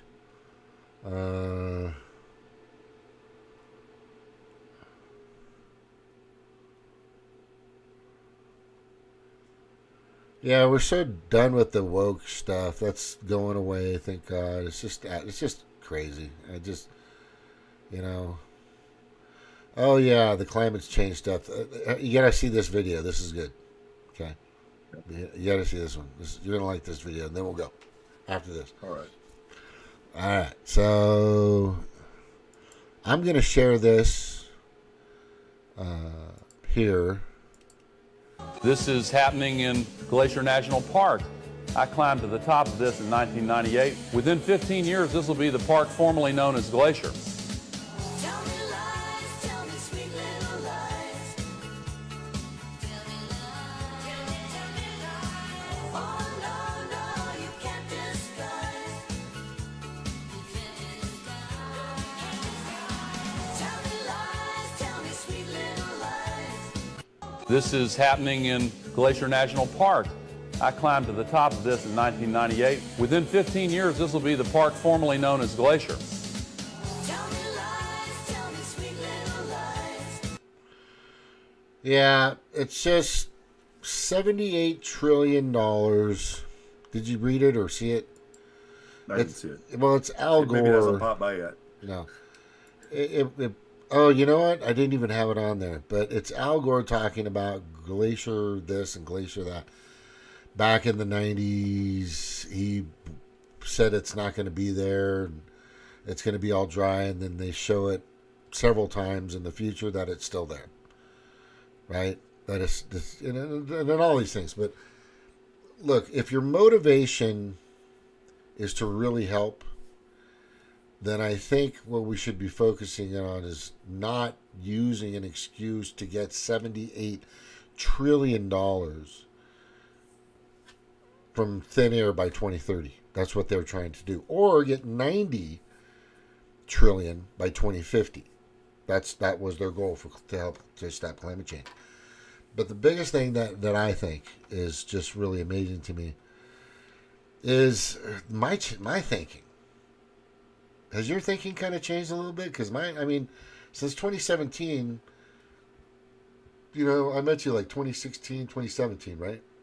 Yeah, Okay. more than that. Yeah. So it's what, about like 8 years now? 8 years? 8 years. So the thing is it's like weird. All this, I was like, eco-socialism. I used to talk about that at the Green Party, eco-socialism. But I hated the fucking word. It's like, look, and I was in the climate change thing, and I was here, there, and all this other shit, and it's just weird when I started to actually open the door, open the window, kind of rub my glasses and clean them off a little bit and go, wait a second. What got me, though, was Russiagate. Russia. Yeah. That's what got me, and that's what got Jimmy Dore. That's what got everybody. We're like, so if they can lie about that, but I've always been pretty much shitting on the 9/11 thing. Just letting you know, you know me. I've been there for a long time. But our thinking has changed, Snork. Me and a lot of people. Bram's kind of there. Kelly's kind of there. I know Stevie was there kind of with me. I don't know where she's at anymore. I know that, remember Indy, David? Yeah. Independent outsider. He got mad at me because I was questioning authority and its sources at every turn, which is my thing. That's what I do. And he was tripping out. Oh, somebody iPhone. Maybe that is. Who is it? It could be. That's Ben. Ben? Hey, Ben. All right, I don't hang out. I'm going to hang out, but I'm going to have a smoke first. You guys talk. Hey, what's up? Hey, You guys Ben. Good hearing you, buddy. Good hearing you. I'm just going to have a quick stogie. I'm going to come right back. Snork's here with you. You sound loud and clear. Whatever you want to talk about. Plus I really got to go to the bathroom. Cool, man. I'll see you back in a second. Okay. You still got power? Got If they power turn your back, yeah. electricity on? Oh, Yeah. okay. I didn't know how Just long you'd be out. recapping. Just got my coffee going. That was the biggest thing. I was like, just give me back power for 5 minutes. So I make coffee. That's all I need. But I do want to get some ability to make my own power here. I found out that I lost all my solar panels, so I went down last night to look, and they all got thrown away. So I had Yeah. them. I had enough material to make 10 solar panels. So I was sad that they were gone, but I could always make them more later. I was just thinking about people that lost their I was trying to figure out like people without power for 24 hours. I wonder what did that mess up? I'm sure it messes up something. It was bad. 2020, we had a derecho, and we were without power for a week. That was bad. We were without internet for maybe 2 weeks. It took a long time to get everything back going. You know, we were trying to use. We just had no way to power anything. So what happened with the derecho was it knocked out power for such a wide area that a lot of places used a credit system that was microwave out of Cedar Rapids, and we lost our grocery stores couldn't use credit cards, gasoline stations could not use credit cards. We were basically a cash only society, and we tried to get gas. We couldn't get gas, so we were limited. We couldn't go use the cars to charge our phones because we didn't want to end up not being able to, or if we used too much battery power, we wouldn't have been able to start our cars later. So we were at the point where we needed to not run our cars, and we had to be really frugal. The only thing we had really going for us was the water. So I had 40 before the storm hit. I knew what a derecho was, and that one was coming toward us. And I took all the kitty litter buckets, and I filled them with like 40 gallons of water.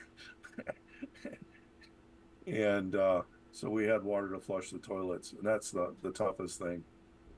Everything that's in the freezers, if it's freezers out for a day, you're probably fine if you don't open the freezer. But anything in the refrigerator after 24 hours is basically toast. You get used to that.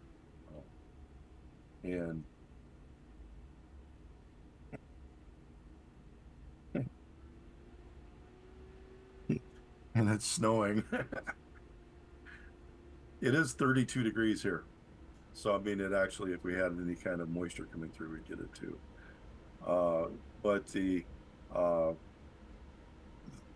being able to cook, always, I think, always have stuff that you can eat without cooking. And if you need anything to cook, having a portable grill, if not a fire, if you have one that's propane, maybe that's something that's handy. And but yeah, we were pretty devastated when that happened. And in 2018, we got hit with a hailstorm where we had softball sized hail and bigger. It sounds like cannons are hitting your house. And we had over 6,000 houses up here damaged in our county. I mean, severely damaged. And we had over $20,000 damage to our house. The car that I bought a used car, it had hail damage. And realistically, you had to really lean into the car to see where the dents were. And so I bought it because the people were getting rid of it because the hail damage was too much for them to handle. Just dealing with it.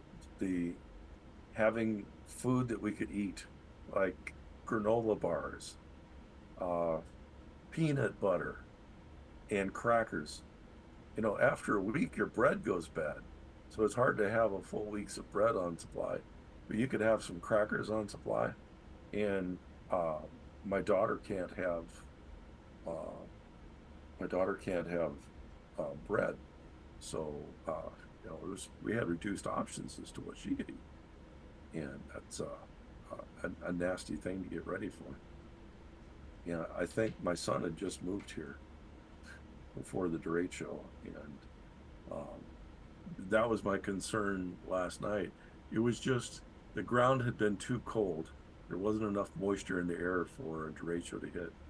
But that area down in Missouri, if it had been warm and there was a lot of moisture in the air, you could have seen a really bad storm. Now, I'm not saying the one that's hitting down there isn't bad now, but let's see this person. And it looks like right now, is it Mississippi and Louisiana are getting hit the worst. So that storm's going to be going on for a few days.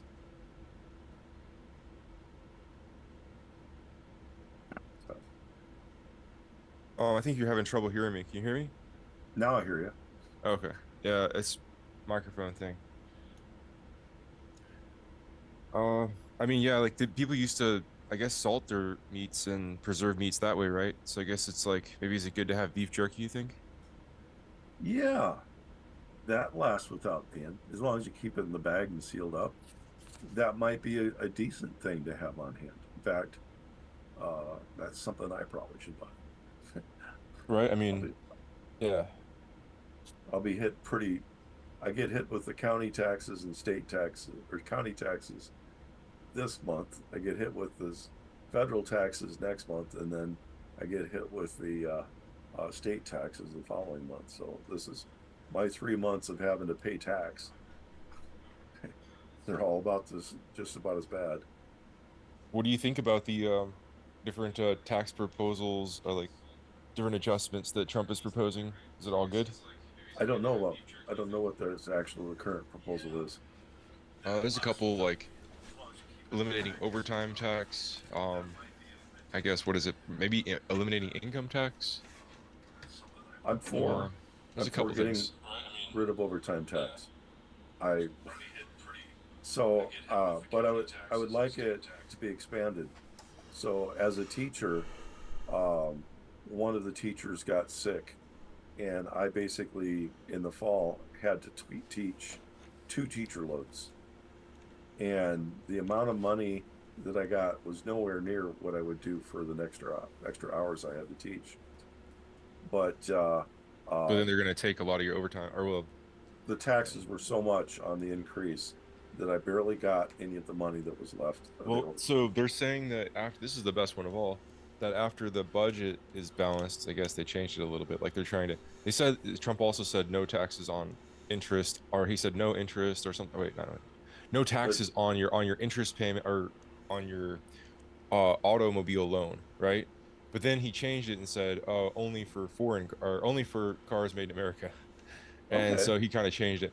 I don't really know if I like that. And then the same That's the thing way with- it used to be. he said So- but the other thing is he said no taxes on people that make under 150,000 a year, but then they kind of said after we balance the budgets they kind of changed it. But Yeah. I just like I'd be pretty eager for them to go ahead and get around to doing that. But they could even make it like 200 or I don't know, or they can make it maybe 100, I don't know. But whatever, it doesn't really matter. I think that's an amazing idea. That's what Solon did for the basically for the Athenians when he set up these like laws and this nice system which people revere for ancient Greece. Is he said like he put like a set tax, I think like a 5% tax on everybody that was at all like lower class, and that helped people out a great deal. It's just that teachers and other people who get overtime, if they're not hourly, you're not counted as overtime. And I think they should count the extra hours that we have to put in as overtime as well. And we should be part of that no tax zone. As far as getting rid of the income tax for people with 150,000, well, if we weren't spending all of this money for really stupid things like paying one country $94 million that in turn got turned back and given to a president's daughter for her wedding, that maybe we don't need tax on people under $150,000 a year. If we can cut all these stupid things that are being paid for, we don't need to pay for puppet shows being made in Pakistan. Then maybe I'm pissed at that one. There's so many. It's just crazy. Fucking nuts. It's all money laundering. It's all just money going back into the politicians' pockets. I mean, they do it with the military-industrial complex already. Yeah, and you expect to see, things coming up like, who knows, teaching people in Egypt how to make snowmen. Right. Well, I'll be quiet. No, it's all right. See, I mean, if there's a bunch, I mean, I can't even keep up. All right, I sent an invite to we Cheryl came in. again.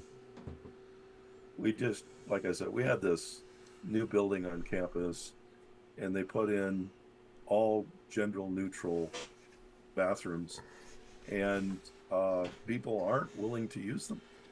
Yeah. They're going to the other buildings on campus. And the input on all of these changes, I'm starting to think I'd like to see a system where every single bill that's put before Congress should have a public period of time where the public gets to comment on it before. We talked about this a while back. I think you mentioned this too recently. That there should be kind of I think it was a vote. Let the people vote on it. So, I mean, we vote for presidents. We vote for, judiciaries, executives, and legislators, and all this other shit.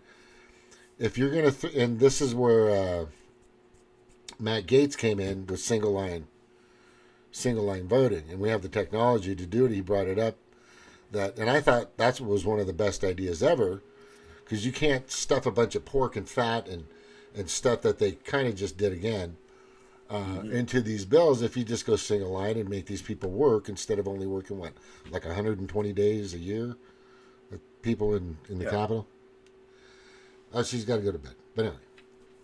Yeah, so, that would be a great idea. I would like to put my input in on that. I mean, it's my country. I mean, we voted you in there. So, yeah, that's a good idea. What do they call that? A line item? A line item? Yep. I don't know. But Yep, that's it. That's exactly what Matt Gaetz was pushing for. that makes Massey sense. and a few That other makes people. sense. Like, yeah. that way you can debate each one. That way you can, Yeah. it's not a yes or no whole thing. I mean, maybe they had their reasons for that too. And that's the thing. I mean, sometimes actually there are legitimate good and bad things about running things different ways. Like when Congress and all these hearings became all open door in the 19th century or whatever it was. It's like it kind of caused the interest groups and the focus groups and those kind of people that not focus groups, the interest groups, they used to be called pressure groups. Yeah, special actually interests. before that. Yeah. And it started out kind of good and innocuous and benign, like, okay, we're gonna have an interest group or a focus group sorry, I just messed up again, or a pressure group, where we like pressure, through our democracies and our early democracies to, better veterans, rights type of a deal or something like that's like, who could be mad about that existing? Yeah. In fact, it was something that was long overdue as it, developed in like places like, England or Germany or whatever, where that was happening, especially in Germany, the pressure groups and little coffee shops and stuff, and they'd meet up like once a month, and the soldiers, maybe they didn't have much to do at certain points, and they'd be get into some issues. And but I think pressure groups and interest groups and lobbying ultimately, right, ends up making things really messy. So I think it's, on the one hand, it's definitely safe to say having the bills out beforehand, to have access to giving people not just 24 hours, but like I think Elon was saying, like a week or whatever it is. It's pretty common sense policy or a position to let people have time to be able to deal with that. But then when you get the interest groups lobbying people and like just the sort of the mob politics aspect into things, I mean, this is a point in this history book that was made talking about Rome that, I forget what she said. It was sometime around, I guess, Augustus Caesar and people after that, and she's saying it came to like be obvious for them that, you know, anybody with money or with a lot of what was it, kind of cunning and like charmingness, like somebody who's like very charming or something and persuasive with like a silver tongue kind of situation. I don't know how you say it. I forgot how she worded it exactly, this historian. But like, you know, it's this age-old problem that anybody with a lot of money or anybody that's particularly like convincing and eloquent or something can make people think anything they want. And that's kind of a problem. And that is the exact problem of interest groups. And it was something that, you know, made people feel like, you know, what's the whole point of it all the way back then? Because, you know, you just had the like sort of the mob being able to be swayed by those two things. And I still think you can kind of see these people, you know, whether it be just somebody who's really clever and artful with their words or definitely a lot of money, and you still just see that pushing things this way or that way. And it's like somehow we have to have a more robust or educated or savvy or critical or whatever culture that's like looking at things and not allowing that to happen. Like, you know, it's strictly like can't allow, you know, sweet talk, or we can't allow, you know, just bowing to different money interests to like even be a thing. I don't know how we do that, but Well, the way it used to work, I'm not going to go over the times and dates. It was maybe 100 so years ago. Anybody could basically. Have you ever been to a city council meeting for like if your mayor's there, and you see those a lot with like lately, especially where these parents are going in and talking to these educational council meetings where they're going, well, I don't really want a 38-year-old man in a beard and a thong dancing in a pole and teaching my daughter how to read sexually explicit books or doing pole dancing story time from a transgender guy or whatever, right? But so people would be able to go in and actually talk. So that used to happen where you could walk off the street, go into Congress, and just wait in line and say your piece. Now, Pfizer, Enron, Lockheed Martin, they have entire wings of offices at the Capitol where they take over everything, and it's a pay to play kind of thing, and that needs to go. So yeah, I think we've had this conversation in the past. I think it still needs to happen. You know, somebody. So like they still hear about those things, but they hear about it through the reticle or through the voice of like these horrible interest groups. They might be talking about workers or I don't know, you know, talking about these. Maybe it sounds like they're talking about some person's interests, and they're, you know, it would line up with what the people are feeling. But that's all. I don't know. Well, the ACLU has a couple offices, right, and a few other people, a few other NGOs. I mean, it's just got, you know, I'm still an advocate of getting money out of politics, for sure. Get rid of Citizens United, McCutcheon versus the FEC. I'm still there. The biggest thing now is, you know, I think I brought up the Rice study that came out in 2015, 2016. And what's weird is, every time I bring up something, for some reason, Jimmy Dore brings it up just a couple of days later. But anyway. So I brought up this Rice study and it was on represent.us, and it showed that only about 70% of what's passed in the history of Congress for the past 10 or 15 years, you know, before 2015, 2016, 70% of everything that's passed through Congress benefits the lobbying bodies. Special interest groups, and nothing really does anything for us. That's kind of the story of the Demoncratic Party right now, and the Rhipiglians. You know, in a sense, the deep state, right, is everything they've done. They've said they're going to do this, and they've said they're going to do that, and they said that they're going to do this, but nothing's happened. So when you were just talking about Trump and him wanting, and him, you know, no tax on tips, all this other stuff, he's just recently talking about no tax, federal tax on people making, and this came out from somebody that said they were speaking to Trump and his team about 150,000 or less not being taxed at all. And, you know, and they just tried to send. I think it's the Secretary of Commerce that said that, though, actually. Oh, yeah, really? Okay. Something like that. Somebody high on the fucking pyramid. And then they just had a vote like a week ago, too, about sending a check out to us of all the money they've saved of $5,000, and the Democrats said no. So all this stuff that they're trying to pass, and this really tells you, Well, they're heartless. They're heartless. They don't really have their finger on the pulse as much as they pander and stuff. They wouldn't even like. Didn't they politically obstruct certain people that are stuck in space right now from coming back for their own purposes, and they don't want anybody to look good? Yeah, So it's they're trying to convince everybody that that the nation is the Democrats, and that the good of the Democrats is the good of the nation.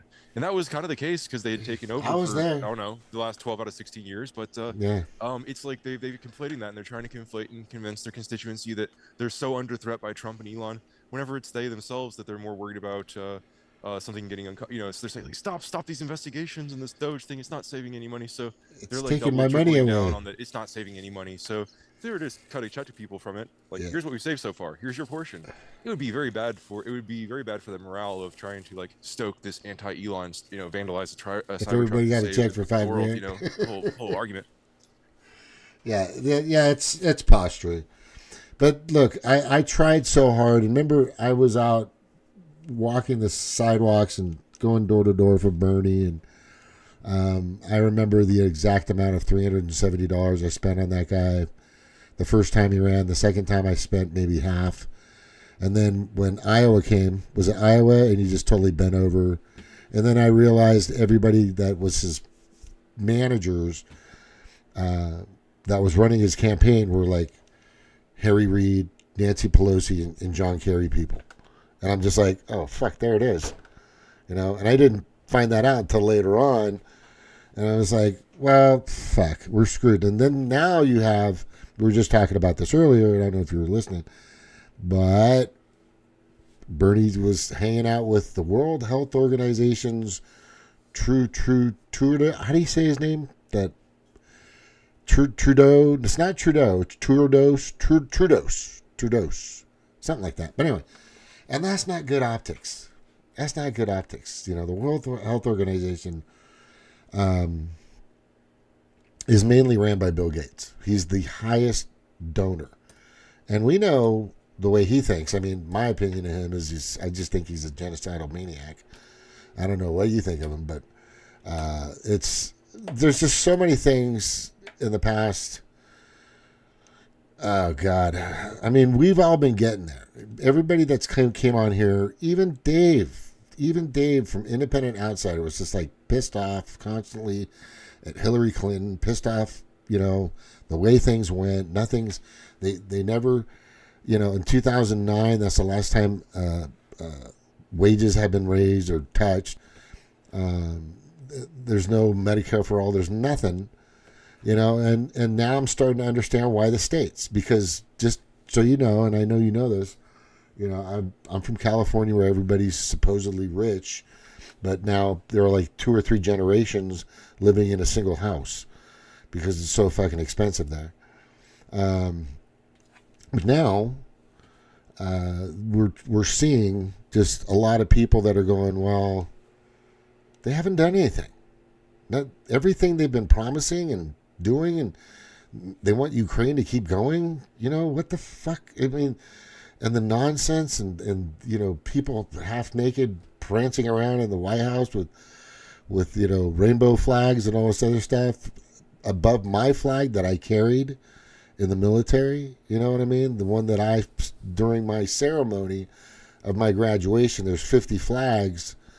That's why I have one always in front of my house, is because when I was in the Navy and I graduated boot camp, I was the master at arms for the flag bearers, and I had to train, like the guy before me, everybody to walk and go in this giant circle, in this giant octagon, and crisscross, and go in this giant circle. And at the end, whoever trains everybody, it's 50 people. I had to train them to do this march perfectly, and the thing lasted for 45 minutes to 50 minutes. At the very end, I had to raise the American flag. And it was probably the most proudest moment of my life. You know, so to me, it's important for me. That's just me, my personal story. Now, whatever you want to do, the flag, you know, it's up to you. That's fucking your thing. It's still free country. I get it. But the thing is there's a lot of people out there that want America first, and that's. I mean, did you vote for Trump, or who? Do you mind if I ask, Ben? Ben, are you still there? Over? Do you copy? Yeah, that's the first time I voted in 20 years, and I did. Oh, So, yeah. oh yeah, me too. So I knew, you know, we all look. I've known you as long as I've known Snork. 8 years, right? 8, 9 years, maybe close. We're getting close to 10 now, and we've been through a lot, right? We've been through a lot of conversations. We've been through a lot of, you know, debates. We've been through a lot of guys like Kevin. Remember Kevin? Anyway, and a few other I don't people. know if I remember Kevin. Oh, he was the guy that yelled all the time. Yeah, he yelled at everybody. He just wouldn't stop talking. He kept yelling, and I had to kick him off a few times. I mean, we were the whole country's basically around to the point where we were 10 years ago, 9 years ago. They could have just listened to us then. I know, exactly. That's what I'm saying. Yeah, but I think we've been pretty sensible, most of us. Some of us went, you know, and stayed in the direction of you know, sticking full Democrat, and some people, you know, went other ways. But all I know is the way we were going, it wasn't working, right? So, and there's just so much evidence out there now that it's, and look, it's only been like 53 days, 53 days. And I'm going to tell you right now, everything from day one of January 20th, when they started digging around for what the Democrats have been doing, and even some of the Republicans, it's not going to get good for a lot of them. It's a lot of these people are going to be exposed pretty seriously. And like I've been telling everybody, especially on my Facebook and Twitter, I don't think there's going to be a Democratic Party left after 2025. That's my opinion. What do you think? So, You think where are the corporations going to go? I mean, you know, if the Republicans have, you know, bypassed a little bit of their need, like kind of like you see Elon telling the advertisers, "Go fuck yourself," and He is. and a lot of this whole infrastructure and system collapses of, I don't know, censor and control the narrative, and have this perfect weapon and shield, both to use against everybody under the name of political correctness and Right. supposedly protecting minorities and protecting everybody like that. But their Supposedly. whole metric of progress isn't too much. It's like their progress, so-called, of the Democratic Party was really just advocacy of stagnicity and continuous, you know, corporate, letting more and more, you know, like same thing Bernie Sanders supposedly advocated for and told us all he was fighting against, is what the Democrats are really all about, is, you know, more and more money going to the top 1%, basically, to the upper classes, and everybody else is just the haves and have-nots, and you know, a bunch of gaslighting and a bunch of, like, it's really their own just wanting to have the Crazy. baton. And It's overwhelming, isn't it? it is. It's It very was nasty totally. Here's the thing that I've always said, and every time I hear it and see it, I call it out. Is the Demoncratic Party, because some of those people are pretty fucking evil. They're the actual name of that party should be the pot calling the kettle black party. You know, because they've always said, "Oh, that's the bad guy. That's the bad guy. That's the bad guy. Those people are bad. Oh, these people." But that when they're pointing, their thumb is pointing right back at them, and that's the way people kind of see him now. You see him that way. I see him that way. Snork is just sick and tired of those people, and a lot of us are. And you remember Chadwick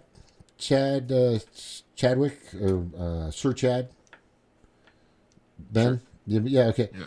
And have you ever heard of Zach Moore? Zach Moore? Heard of them? Well, he's done some work with some Democrats in the past, and I think he was part of the People's Party for a little bit. And then he went at it with who was running the People's Party? That guy, I fucking forgot his name. But I really liked him at first. I know, yeah. He was doing the right thing, and then all of a sudden He kind of disappeared for about a year. Then he came back out, and then it seemed like this big announcement thing, but it was like, I don't know, dude. He was like really locked into some kind of program. I have no idea. And what he was on about. It just it didn't he didn't seem very open minded, and he was like really rigid in what he was saying after that when he came back out. Yeah, he was saying in public. what happened was he was doing the talking points of the Democratic Party, and then also Jimmy Dore kind of caught on to that too. But what I'm saying is Zach and Chad want to start the Emerald Party, and like I said, I don't think the Democratic Party is going to exist after 2026. I really believe if Trump and his team just investigate, just show the receipts, show the documents, show the emails, show the videos, show the data, everything that's provable, and then let the people decide. And I'm telling you, they're just not going to be around because they've been fucking fooling the shit out of people for a long time.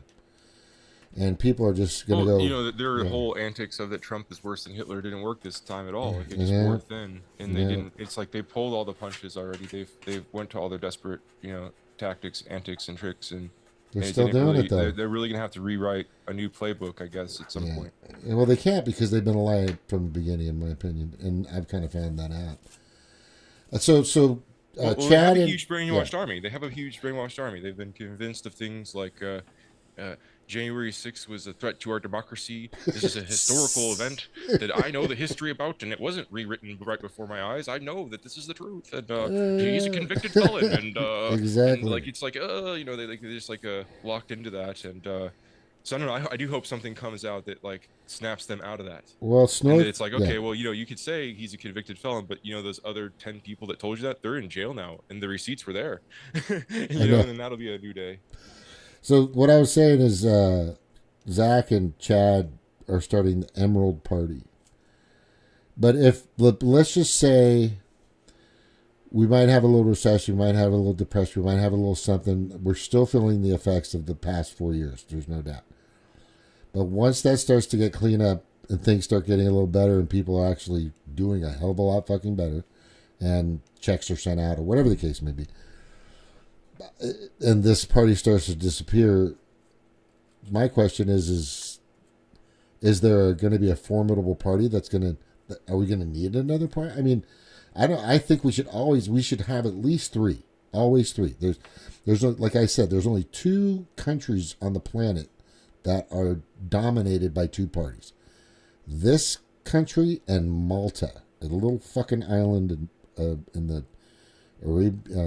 Red Sea or Arabian Sea or some little. Where's it at, Snoke? Because I can't hear you. Your thing's off. Your mic's off, bro. I didn't turn it on. Malta is India. Mediterranean. Mediterranean. Okay, one of those. Somewhere over there. But yeah, so we definitely need a third party, and I don't think it's going to be the Democratic Party. I went and I did a show the other night, and I pointed out all the different parties, and there's like fucking 33 registered parties, and there's probably about maybe 20 that are somewhat noticeable. And, you got the Libertarian, Independent.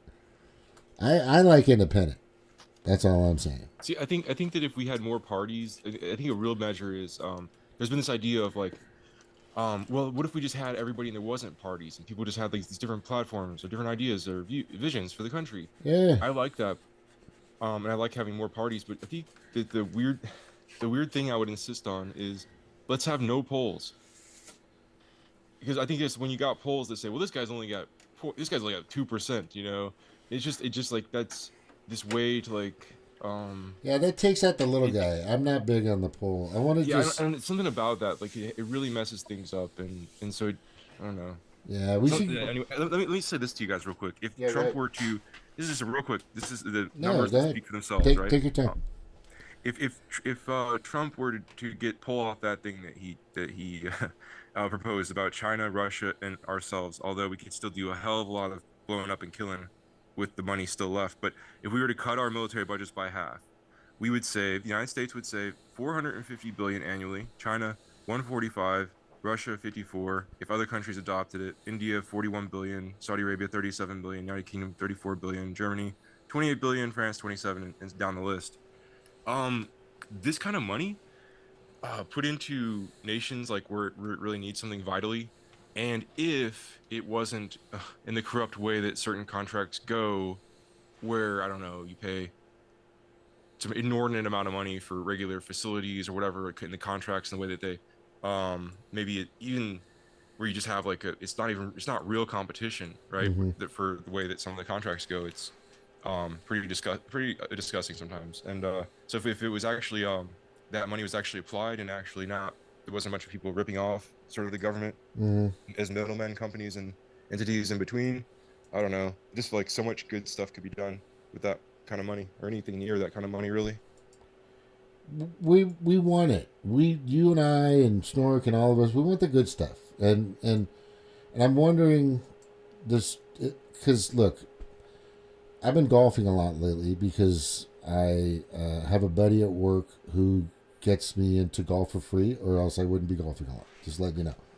But I've also been going on the internet, YouTube, learning how to golf. Then I stumbled upon a girl. Her name is Kai Trump.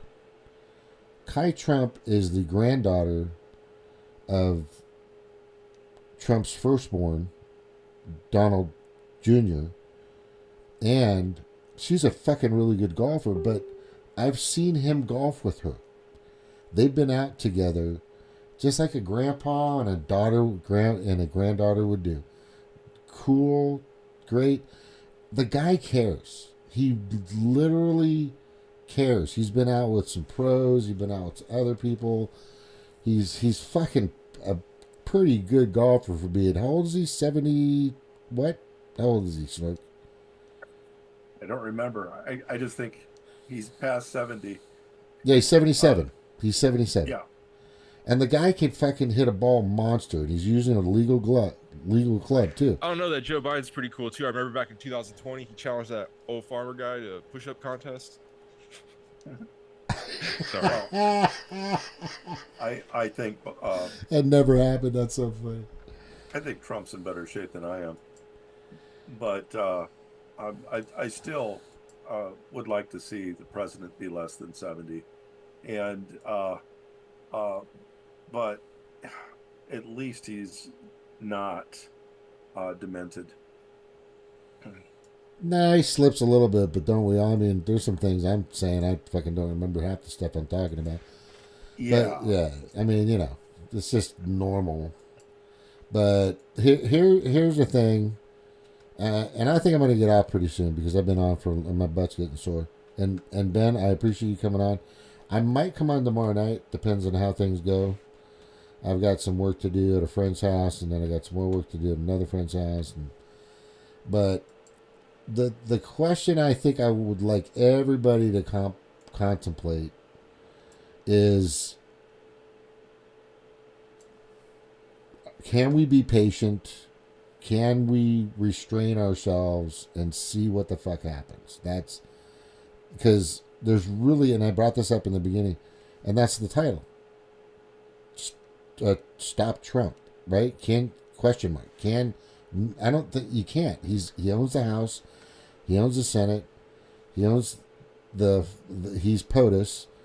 Everybody in his cabinet is who he wanted. It's different this time because he knows what the fuck he's doing, and he's been watching the show from a distance, learning and learning and learning, and now he knows the game. And the people he brought in also know the game. He didn't bring in, what was that guy that used to work for JP Morgan that he brought in? Oh God, I forget, this little squeamish little dude. Anyway, things have changed. But yeah, but there are, but James, Yeah. are they in some degree going up against everybody in everything? Which is, you know, in some way maybe they're going up against a lot, you know. If there is in so far and as much as they're really trying to go up against it all, you know, it's yeah, they may be pretty badass, but they're gonna have literally everything, you know, sort of thwarting them in a way. It's not going to be easy, but just I mean, I've got 4,000 Facebook friends, right? Most of my 4,000 Facebook friends are Democratic supporters. I'd say about 20% of them change their minds. I saw it in real time. A lot of these people, like you were saying, the base, I'd say there's about 40 million maybe left. I don't think the numbers are correct from the past 8 years of any election, in my opinion. But what I do think is a lot of these people can't do anything. It's already done. And they're frustrated. And people, it's been a month and a half, and we've got all these people on my Facebook, on my Twitter, that are Democratic supporters going, how come eggs are so fucking expensive? Oh, it's only gone down 10 cents. What the fuck is that? It's only gone down 10 cents. But why did it go up in the first place? Do you remember? Right? So nobody's really going to be happy until things really start to get better. So I think we just got to be patient, you know. Maybe things are only going to get better when people can stop being so myopically focused at the convenience, at the behest of the damn, propaganda machine that like wants to sway them emotively, hither and thither for their conveniences. It's just like that's I don't know. Putting things in perspective seems to be a challenge for some reason. Yeah, they don't want to know. I have relatives that I say, you know what?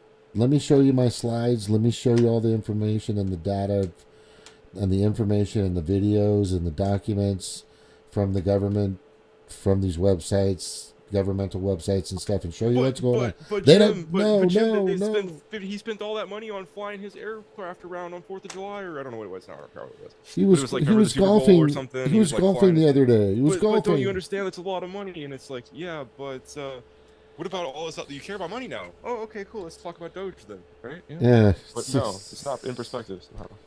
Yeah, he's not a savior. I'm going to tell you right now, he's just a damn lucky motherfucker that dodged a couple of bullets. And I don't blame him for going after these people. And I would like to see everybody exposed, and I want people in jail, and I want Fauci definitely incarcerated. That has to be done. I'll be satisfied. I mean, I'm pretty happy now that he won, because the direction we were going was fucking insane. But if Fauci gets handcuffs on him, oh, that's going to be great. That's going to be great. But anyway, so we're going to talk again. I'll let you know ahead of time and give you some more heads up. I just thought I'd bop on tonight. I had a few things to say. And all I'm saying to all those Democratic supporters out there, there's nothing you can do. It's already, just like us for the past 4 years, we had to deal with all your crazy bullshit and psychotic asylum fucking crazy shit for 4 years. Now you got to deal with, saving money, getting a $5,000 check, stuff like that. It's just, oh, darn, damn it, Trump gave me $5,000. Well, hey, isn't it amazing that he's given the service members back pay? I mean, that's the COVID thing. Yeah, I mean, 80,000. Maybe if you don't give Fauci handcuffs, I mean, that right there is a hell of a thing. 80,000. And like, it's an instance of justice. And you don't want to. What you definitely don't want to do is lose people, like that permanently. So he's getting back. For sure. Would have been really bad to lose. Yeah, it's pretty cool. The other thing which was good is he. Okay, I'll say this, and I know you'll agree with this. Robert F. Kennedy Jr. was brought in. This is my perspective. It's just a hunch. Because I remember when Megyn Kelly, in the original interview, he was talking, and then he started bragging a little bit about his warp speed vaccine. And then she said, "I'm vaccine injured." And he stopped, and he didn't stutter, but didn't really have a good response for that, and didn't really keep going, and he kind of was like sideswiped by that. So I think that Robert F. Kennedy Jr. is because Trump got played. He won't tell anybody, but he got played by fucking Fauci. Fauci is one of the greatest pharmaceutical sales representatives on the planet. He's been doing it for over 30 years. He's fooled every president, including Trump, about the shit that he's been poisoning everybody with for a long fucking time. So now, I think that Robert F. Kennedy Jr. is in there to kind of like a little guilt thing with Trump, and I eventually think that, you know, damn it, do you ever hear the Democrats? This is so funny. The Democrats are like, oh my God, he's gonna make food healthier. That son of a bitch. What the fuck is wrong with these people? It's insanity. It's insanity.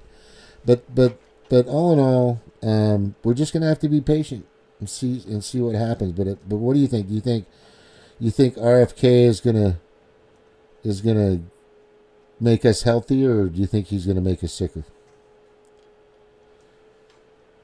I think it depends on his team.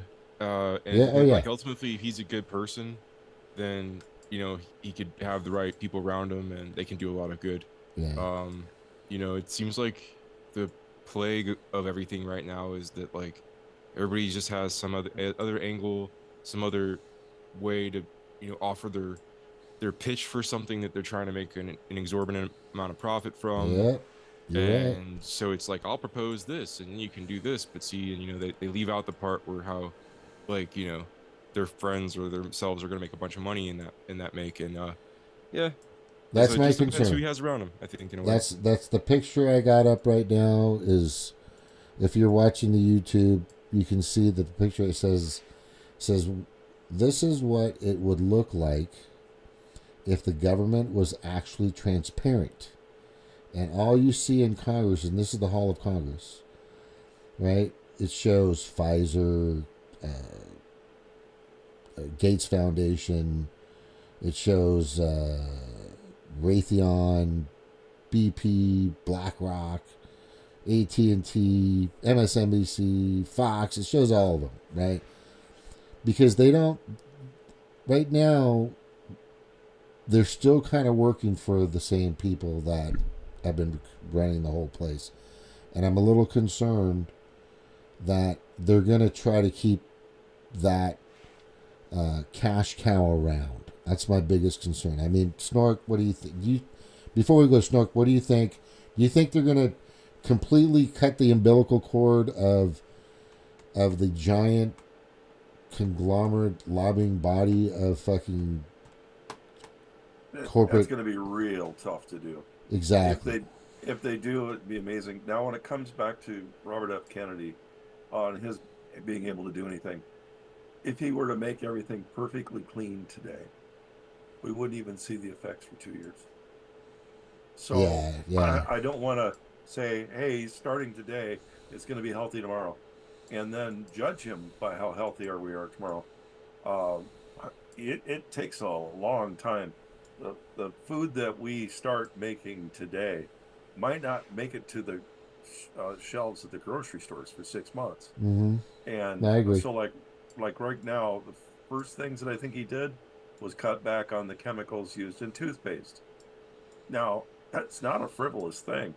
But there is toothpaste stockpiled all over the country that it is going to take months for all the stockpile of just the old toothpaste to be used up. When it comes to getting the corn, so right now we see corn out. Sorry, I got my camera so high. We have corn out in our cornfields, and we think it takes 1 year to grow corn, and it doesn't. It takes 3 years to grow a stalk of corn. And we think, wait a minute, it dies in the summer. No. So one farmer grows what's called the parent. So the parent seeds are part of the hybrid. Most of our corn that's grown in the United States, not all, most, is hybrid corn. So the second year, those two are put together to make the seed that gets used in the third year. So while we think we have so many acres of corn grown, we're really growing 1/3 the corn that we think we are, because of this 3-year cycle. And so if we want to cut back on how we're growing corn, it's going to take 3 years of growing before we see the difference. It's going to take 4 years before we see it actually On the get table. into the grocery stores. Right. And there is, and we call this ramping, any change we make. So if we were to decide we wanted to make all of our cars in the United States tomorrow, it's going to be a we wanted get while. good tax, Yeah, it's going to be a. it takes 5 years to build a car manufacturing plant. So when Obama made the thing where he kept five major car plants in the United States, each of those car plants had been supplied by about 22,000 other factories, and he let all the 22,000. Would have been better to have the cars made offshore if they had to use American parts. I like that idea. We lost all of the jobs when we lost the jobs that manufacture. And so Yeah, there you we go. kept Yeah. 5,000 or 6,000 jobs per factory. And we forgot all the other factories where hundreds or thousands of people were laid off. Should have taken credit for all the ones that he let go out of the country. And all that's, I shouldn't keep us up all night. That's all right. I like what you're talking about. There's a lot of things. Well, let me Go ahead. add something to that. Yeah, sure. It's, I mean, really, that's where to my point earlier about how, why aren't people able to put things in perspective? Well, I guess, we're really unable to put things in perspective. I'm seeing here, reflecting on this, that Snork's saying right here, because it's like, if we're not getting the real, idea or picture through the media, and the fact that that's being obstructed or blocked or, worked against, coming out, or any discussion like that not being allowed, you could pretty much pre-screen and pre-understand, who you're dealing with when you're interviewing anybody or whatever, and like that, if that information, anybody that's actually going to bring that to light, bring that into the discussion is not even, making it, then how do we, it's like, okay, let's run this scenario, James. If you've been like crazy shadow banned and thwarted and stuff, and All the time. like, how would anybody even, like, if nobody ever watches your stuff, therefore, because of that, thereby, then how does anybody even speculate about whether you were shadow banned? Because they weren't there in the first place to even know of you, then to even wonder if you were, or to say whether you were. So then it just becomes like something that just tree falling in the woods that nobody's heard. And like, so what Snork's pointing out, That would be my channel. with that like media optics of like, we keeping these 5 automakers in the country. By the way, over 1,000 companies, our manufacturers have left the country in the same sweep because of just, some semantic terminological. Is that a thing? Is that a terminological thing? The terminological management? That's okay. But no, basically, like, some terminology, and just they think it's like smooth talking. I think it's not just the politically correct era of the Democrats that needs to come to an end, but like this whole, we're gonna pull a fast one, pull the wool over your eyes, and you're gonna like it. We're gonna cause you in a dozen different ways to distrust the system, to distrust the authorities, the academia, the science, the media, this, that, and the other. And then we're going to tell you, to ask for another. Thank you. Can I have another? And if you don't comply, we will, whatever, come at you again. And, it's insanity that wants us to, it's opening a door for us to join them. And, I think it's fortunately being resisted. And, and people and all the, the good, and, people deserve that. Absolutely. That, like, we all deserve that for that not to prevail. But then again, like, what is in its place? And hopefully we're not too bogged down or too affected by all of that, and we can find our own path. It's, something else. And that's like there's a lot of good tradition. There's a lot of good tradition out there to remember and to recall. And I agree. yeah, I think we'll wake up and hopefully do that and look at remember what's really valuable, and go forward with like earnestness. And it's definitely possible. We're the only ones holding ourselves back at some point with that. Yeah. But it is a mighty thing to overcome. Excellent. No, I fully agree. Go ahead. It's 20,000 to 27,000 parts they go to manufactured outside the plant. Holy shit. That's a lot of jobs we lost, and nobody ever talked about it. He was just out there. I kept 5 factories in the United States. So NAFTA started that disgusting Yeah. maneuver, correct? Yeah. Yeah. So here's, by the way, just letting you know, Ben, like a week ago, maybe like a week ago, I had 180 views, 160, 140, 130, 160, something like that. And all of a sudden now I'm back to like 10. It's so weird. It's like, what is happening here? I'm not doing anything different. You know, my tags are still the same. It's just fucking weird. But yeah, I definitely, you do know I'm on my 5th YouTube channel, right? Ben? James, you don't have to wonder about it. I don't have to wonder, because we know. They're going after me. But anyway, yeah, so this is a good conversation. The thing that I just hope is everybody there's nothing we can do. You can't stop the guy. He's a juggernaut. Juggernaut, just keep going. And we'll see if the wake that he makes actually helps and we can all ride on that wake, like a wakeboard behind a boat, or he starts, tearing shit down. I don't know. We'll find out. We'll be talking about it. I'll be on again, you guys. I also am Go a ahead. skeptic No, to go say, ahead. hey, I'm also a skeptic though to say, hey, people can be thwarted, people can be sabotaged, and we look at that as like, Yeah, I'm worried. that's the metric of how well the plan was. You really can't all the way judge the plan by its results in this way. It's hard. It's a delicate thing to say, but there's really something to that. And if we're always just think that everything is a lesson, then that's another way for us to be manipulated and manipulate an outcome, and then everybody gets in their head, no, well, you can't do that. I mean, look at where we are with Medicaid or something like right now. If the whole result of all this last couple decades is just that nobody really even believes in changing anything at all, and again, that's how I would characterize the Democratic Party is the most lousy party of a plan of metric. I want to go further, but I'm gonna let us wrap this up. But No, go ahead. just that the like I was talking to a friend today about like how much like sort of academia fails us, right? This giant sort of institution. I almost want to use the word captured somehow. It's all this realm of ideas and knowledge, but then it's in this it's this giant monetary based physical space that in the end, does it churn out people that help its communities that richly I don't know, enhance society through that, or is it just like sort of a mechanized production assembly line of different varieties of parrots, and people that are ready to just go along with go along with things, and I don't know, That's man. it. There's I just so understand much, you. I totally understand. so what much you're to saying. question here. There's a lot. So I don't want to get too intricate in a lot of things, but I think just at this moment, I kind of took a breath. I was swimming with my grandson, going all the way under to the Olympic pool, the long way, underwater. By the way, I do that. But he went across the other way, and he's 9. It was fucking pretty cool.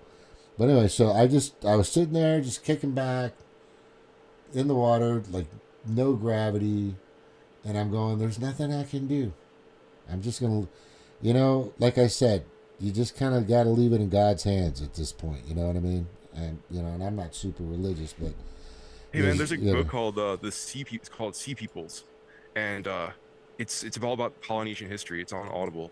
I recommend it. It's pretty cool. Sea Peoples? It's Maybe something. I've heard of it. Yeah, it's something. I don't Thank know. you for your I advice. thought about you a couple Sea times Peoples. whenever I No, was. no, no, I thought no, about you a that's couple okay. times when I was listening to it. That's okay. Hey, if you know anybody that used to hang out with us before, that you're still in contact with, maybe on Discord or something, I don't know. Have them come back. Let's try to get the group back together. You know what I mean? I don't know, man. I don't know really.